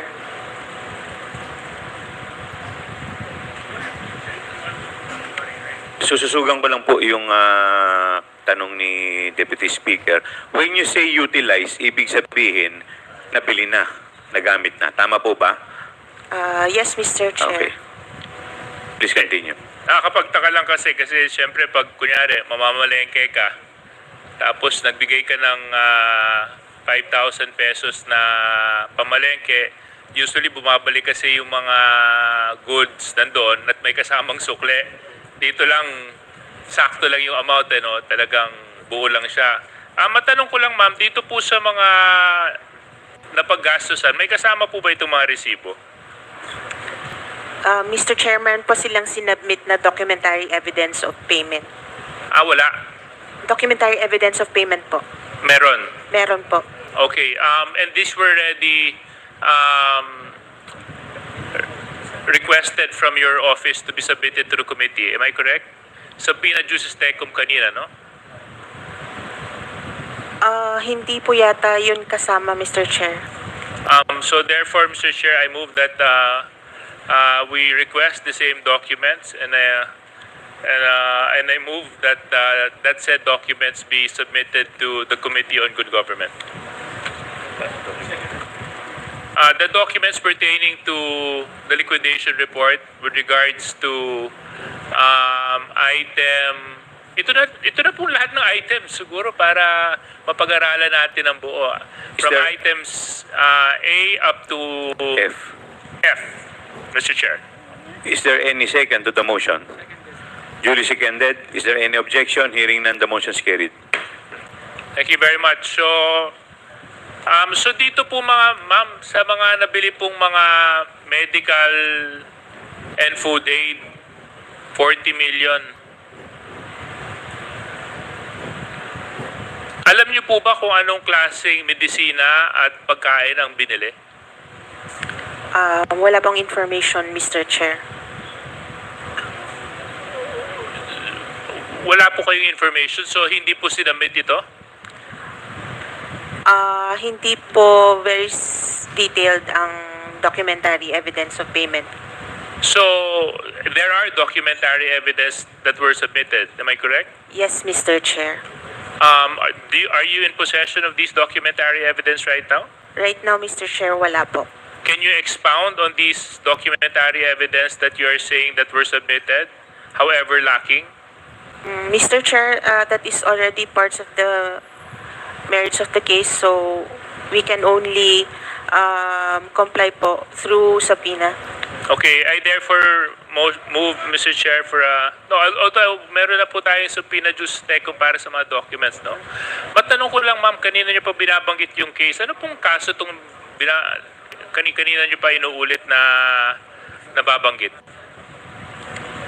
Mr. Chair, ano pa-clarify po? Sabi niyo po kasi this is part of a case, this is part of a case. I think you mentioned it maybe 4 or 5 times. Can I just be informed of what case you are pertaining to? Mr. Chair, yung notice of disallowance po kasi is an audit action of COA na hindi po final. So, they have an opportunity po to appeal the notice of disallowance. So, we cannot just divulge information about it po. Kumbaga, it's still ongoing. It's not yet final. Yes, I understand that, but what is the case? You said there's a case. Ano yung kaso? Mr. Chair, kasi when you say a case, usually it's a case filed in court, a case that's pertaining to a certain activity already in the judicial system. So what case are you pertaining to? Mr. Chair, may I correct myself then that it is not a case, but the audit actions po of Therefore, there's no COA. case, ma'am. It is a case, pero it is civil in nature po. Oh, admin. So anyway, Mr. Chairman. but in any case, Yes, Congressman Paduano. Well, Mr. Chairman, I do disagree with the position of COA. Because, well, in fact, you were issued a subpoena notice with regards to the notice of disallowance, di ba? And you submitted it to the committee. Tama? Tama po, Mr. Chair. Oh, sinabit nyo nga yung highlights eh. All we are asking is to justify this. We're not talking about the case. We're just talking about if indeed the ND that you have all the highlights of such yung ginawa nyo with regards to the budget of OVP is indeed tama. So what's stopping you from submitting all those attachments? Kasi nandito na nga eh. Di ba? And inquiries in aid of legislation. Section 1, power to conduct inquiries, paragraph 2 provides that the filing or pendency of a case before any court, tribunal, or quasi-judicial or administrative body shall not stop or abate any inquiry conducted to carry out a legislative purpose.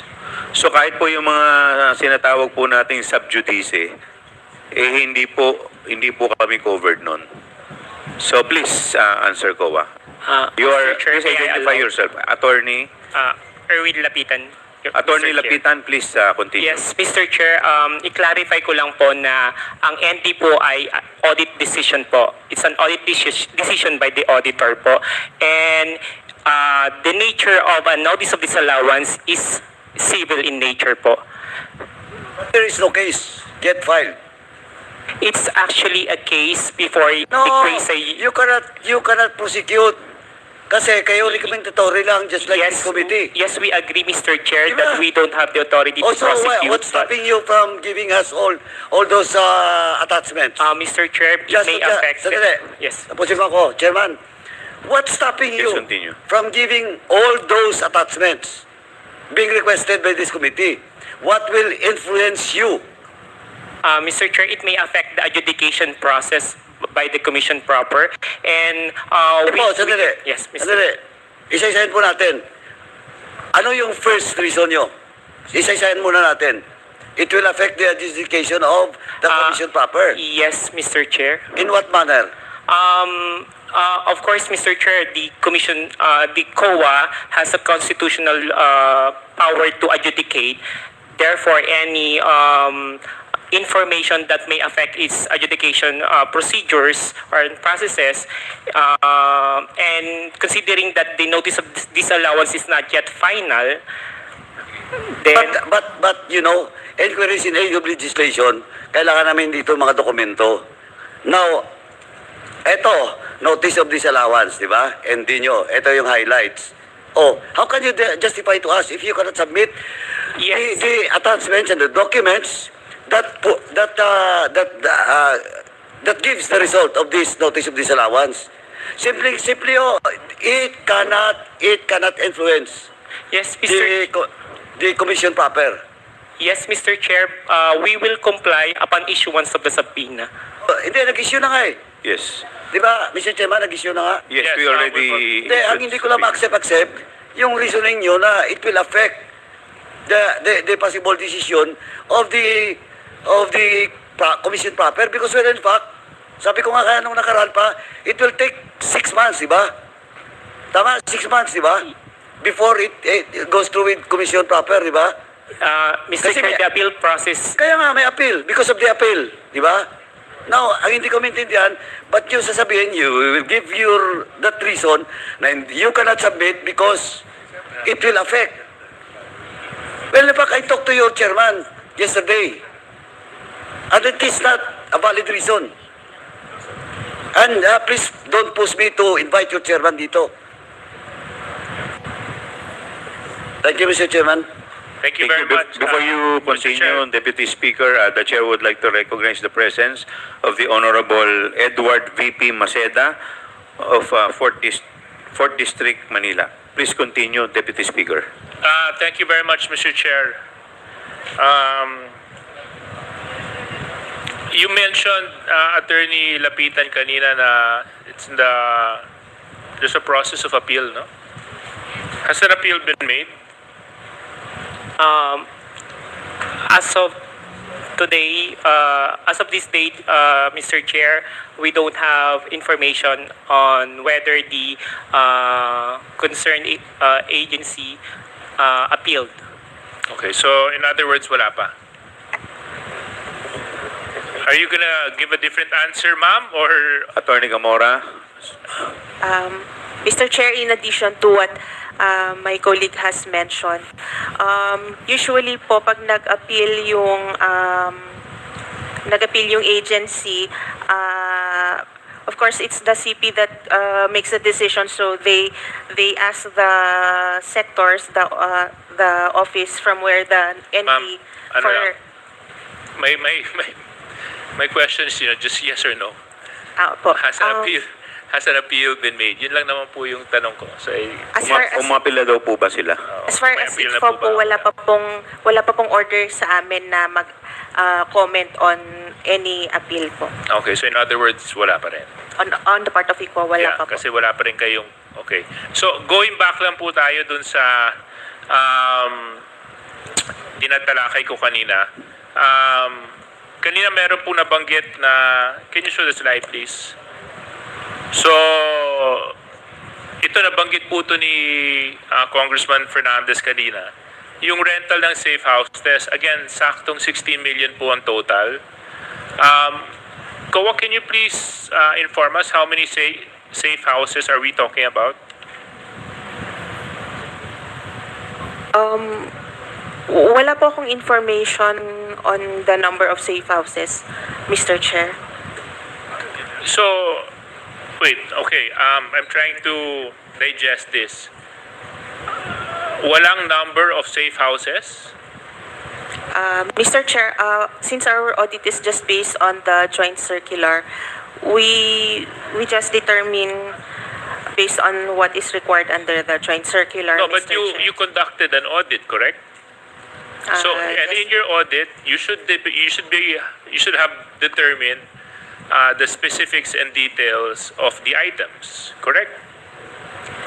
Mr. Chair, it's not one of the items required under the joint circular. What is required is the documentary evidence of Correct. payment. So, in the documentary evidence that was presented to you, the question is, how many safe houses?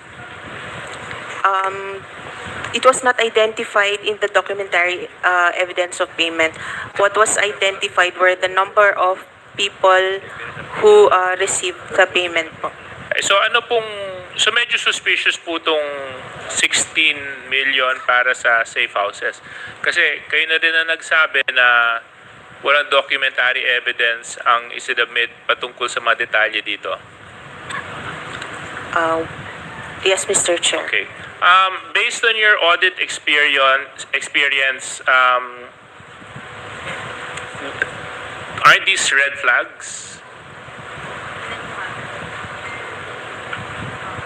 Mr. Chair, hindi pa ganun ka-extensive ang experience ko, but since these are confidential Okay, anyway, funds, so kunyari mag-focus po tayo sa 35 million na purchase of supplies. Again, do you know the details of these supplies? just what is included in the documentary evidence of payment, Mr. And in the Chair. documentary evidence that was submitted, what were the specifics of these supplies? There's no identification, Mr. Chair. So basta bumili lang ng supplies. Based on the document, Mr. Hindi Chair. sinabi kung ano, kung ilan, kung anong klase, kung saan gawa, basta bumili ng supplies. It's not a requirement po under the joint circular, Mr. Yes, no, Chair. I mean, I'm asking to say yes or no. Correct. So basta nagsubmit na sila, bumili kami ng supplies. Kasi, we need to thresh this out because if you want to come up with a law, it is important for us to find out where the loopholes in auditing are. Diba? Kasi dito nakikita natin, may mga specific amounts na malalaki, kaso lang, based on documentary evidence, hindi supported kung paano ginastos.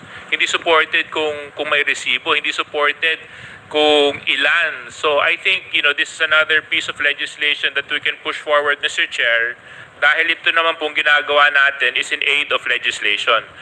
Ito din po, balikan din po natin, ma'am, ito pong provisions ng medical supplies and food aid. Nabanggit po ba kung kanino po ibinigay o sino yung mga recipients itong food aid na po ito? Mr. Chair, naka-identify yung names dun sa documentary evidence of payment, pero hindi po pwedeng mag-divulge ng mga pangalan. Okay. But yung... Mr. Chair, can I interject, please? Please continue. In relation to the Vice- questions of... Vice Chair Abante. Ano nakalagay sa documentary evidence? Ano nakalagay doon? Nakalagay ba doon yung liquidation nila on, for example, yung 35 million na supplies? Is that properly liquidated in the documentary evidence? Mr. Chair, yung liquidation report po nila is maraming documents po. The documentary evidence of payment is just that po, yung evidencing the payment. But the liquidation report, there is the liquidation report. There are these other reports po. Iba yung liquidation report. The Yes, documentary Mr. Chair. evidence. Yes, Mr. Chair. So, Supporting ano pagkakaiba nun? Yung liquidation report po is yung parang cover letter po, yung pinaka-liquidation voucher nila. Naka-specify po doon kung sino yung it is certified correct by kung sino man yung SDO, certified nung kanyang immediate supervisor, and then certified by the accounting that the supporting certified. documents are Pero complete. I just would like to know, kanina, Deputy Speaker JJ asked about the 35 million supplies, no ha? Okay, and then he asked about kanino binigay yan? Ano nangyari dyan? So, doon ba sa liquidation report, nakalagay doon kung kanino binigay ang supplies na yan, kung ano yung mga supplies na yan, doon pa nakalagay sa liquidation report? Sa liquidation report mismo, Mr. Chair, wala po doon kasi ito po yung general na the whole, pertaining to the whole amount. Yung documentary evidence of payment po yung details. Okay, how can you properly audit if, for example, like, kulang-kulang ang nakalagay sa liquidation report? I mean, the thing is, it is the duty of the office of the Vice President to liquidate, correct? And that is in the liquidation report, it is the duty of the Vice President to tell the COA kung saan nagamit yon, kung anong klaseng supply yon, kung magkano ang pagkakabili nun, at kung kanino ibinigay yon. And that should be in the audit report, am I right? Mr. Chair, wala pong audit report pagdating sa confidential fund. We just issue the audit actions after we audit the liquidation report. This is very interesting, Mr. Chair. Why don't you have an audit report? Mr. Chair, we just, based on the joint circular, andun po yung functions ng ICFAO.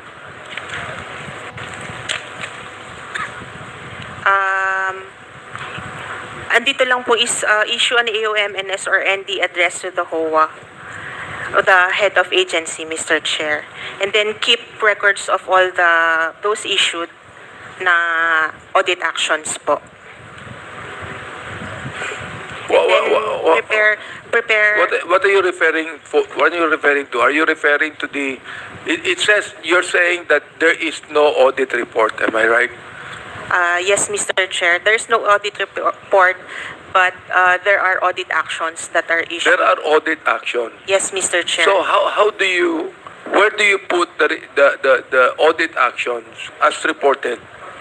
What do you call that? The audit actions, Mr. Chair, are the audit observation memorandum, the notice of suspension, and the notice of disallowance. Mr. Chair, is that submitted to this committee? Not yet, no. So I'd like to make a motion that we subpoena the documents, the audit of action, di ba? And the liquidation report to be submitted here in this committee. So I move, Mr. Chair. Is there any second to the motion? Duly seconded, hearing none. Is there any objection? Hearing none, the motion is carried. Ma'am, Thank you. sir, may tatanong lang po ako. Pwede po makita uli yung slide kanina? Yung slide. Ma'am, pakibaba po, pakibaba. Pakibaba po. Yung kaninang itemize. Yung kaninang itemize po. Yan, pakilakihan po ng konti. Ma'am, yun dito po sa purchase of supplies worth 35 million. Wala po kayong idea kung ano yung item nito? Kung ano lang po yung nasa documentary evidence of payment, Which is, ano po? which is yung names po nung recipient. Hindi, pero yung supplies, wala. Wala po, Mr. Okay. Chair. Hindi po ba kayo nagtaka na yung nilagay po nilang 35 million dito ay eksakto? Mr. Chair, Napakalaki po nitong amount tapos eksakto pong 35 million. Wala man lamang pong butal like 34,950,000 or 31,450,000. Hindi po ba kayo nagtaka na bumili ng supplies tapos eksakto pong 35 million? Mr. Chair, if you will look at the notice of disallowance po, na-extract na po namin yung part nung supplies which are part of the reward. Kaya sa notice of disallowance, hindi na po siya ganyan na buo-buong amount. So ano pong ibig sabihin nyo? Pakipaliwanag po ninyo. Based on the after po ng AOM po kasi nag-submit sila ng mga compliance, so may mga na-explain na portion, so kaya sa notice of disallowance po, it's not exactly the same as kung ano yung nasa utilization report nila. So magkaiba po yung nakalagay sa utilization at saka dun sa notice of disallowance po, Mr. Chair. So kaya Kasi, kaya po ninyo lockdown. Opo, kaya po Dahil merong medyo may problema. Tama po ba? may Okay. in-account na po Yun po ang tinatanong ko. Tama po ba? Kaya po ninyo lockdown dahil meron pong problema kayong nakita.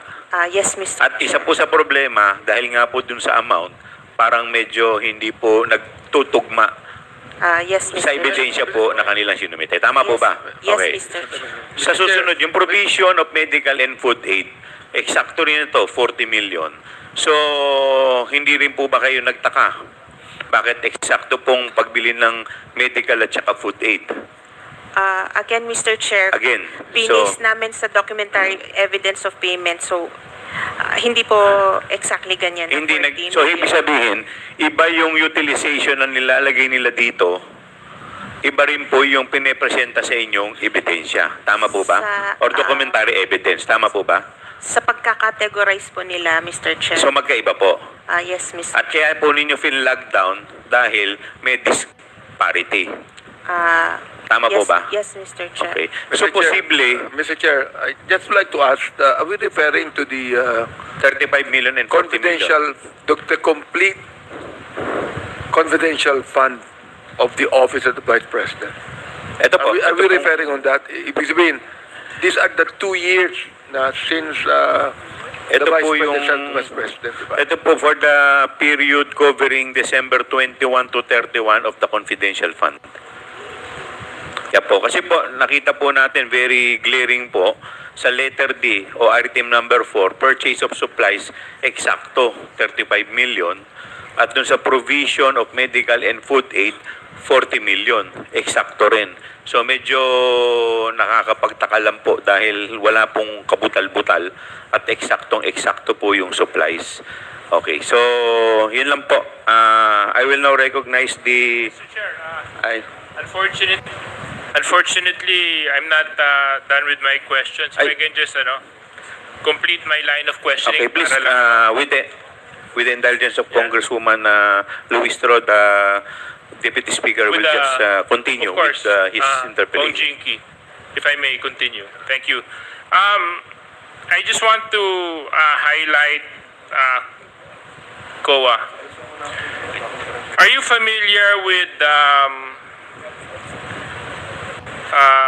COA rules regarding disbursements of confidential funds and intelligence funds? Rule 4.15. Yes, Mr. Chair. Of the Yeah. Joint Circular, Mr. Chair. Yes, yeah. Nakasulat po doon sa 4.15.3 that the details and supporting documents of transactions that are classified are in the custody of the agency and kept in the vault, which may be inspected by the ICFAU if the circumstances so demand. Am I correct? 4.15, Mr. Chair. Point 3, yeah. Yes, Mr. Chair, this pertains to classified information. This pertains po to intelligence fund. Yeah. So maybe under these circumstances, this would fall under those circumstances wherein we can demand the documents of the transactions. Mr. Chair, when it comes to confidential funds, the documents are submitted to the ICFAO. Okay, fantastic. So pakisubmit na lang po sa amin at nag-subpoena na naman po kami, no? Ma'am, balikan lang po natin yung line of questioning ko kanina.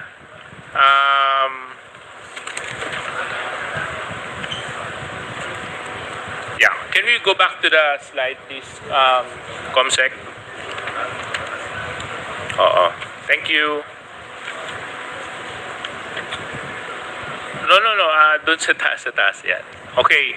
Dito po, based sa inyong audit, 10 areas ito sa Luzon, Visayas at Mindanao. Ma'am, yung isang slide.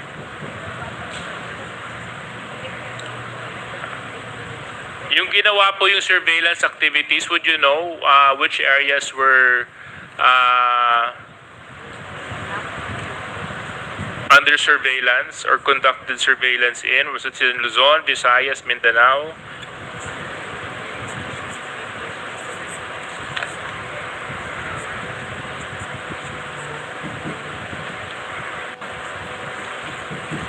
Mr. Chair, ang information lang po namin is yung nasa utilization report.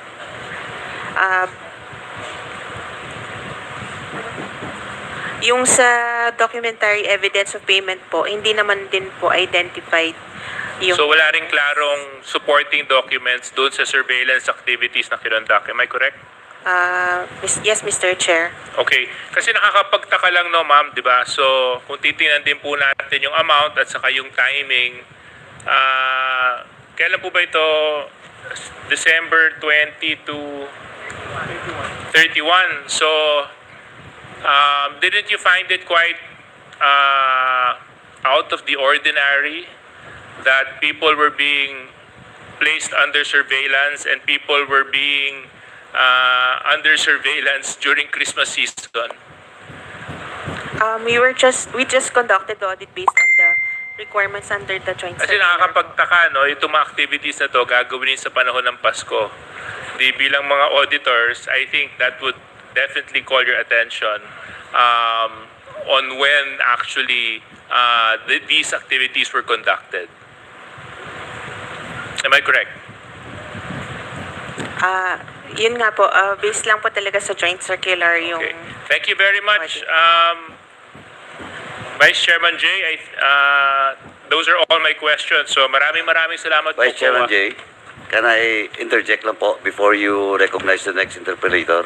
Thank you, DSJJ Suarez. Honorable Mabilis lang Paduano. po. Ma'am, you're always telling that it is based on the GMC 2015-01, di ba? Tama? Yung sinasabi mo lagi, Tama di ba? Tama Based po, on the Mr. Chair. GMC.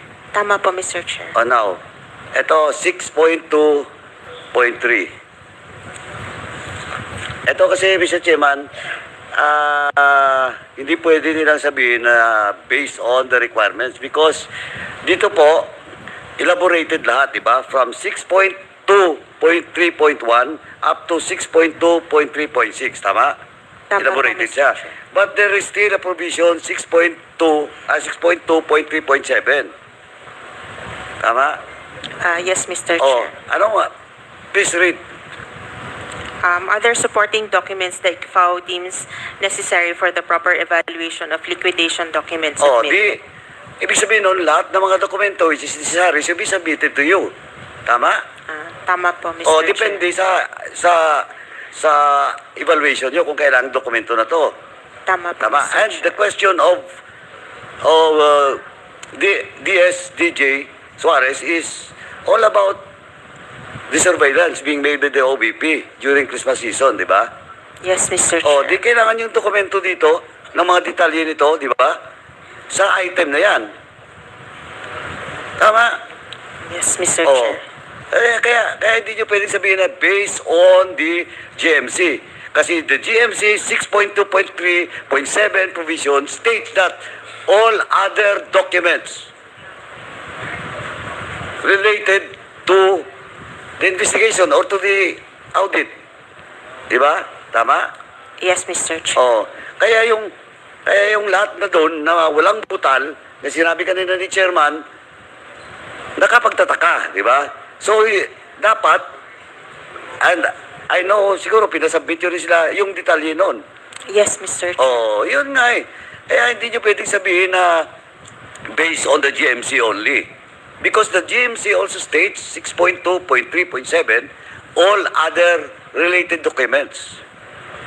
Yes, Tama? Mr. Chair. Oh, di at least nakalinawan tayo. Yes, Mr. Chair. Oh, thank you, Mr. Chairman.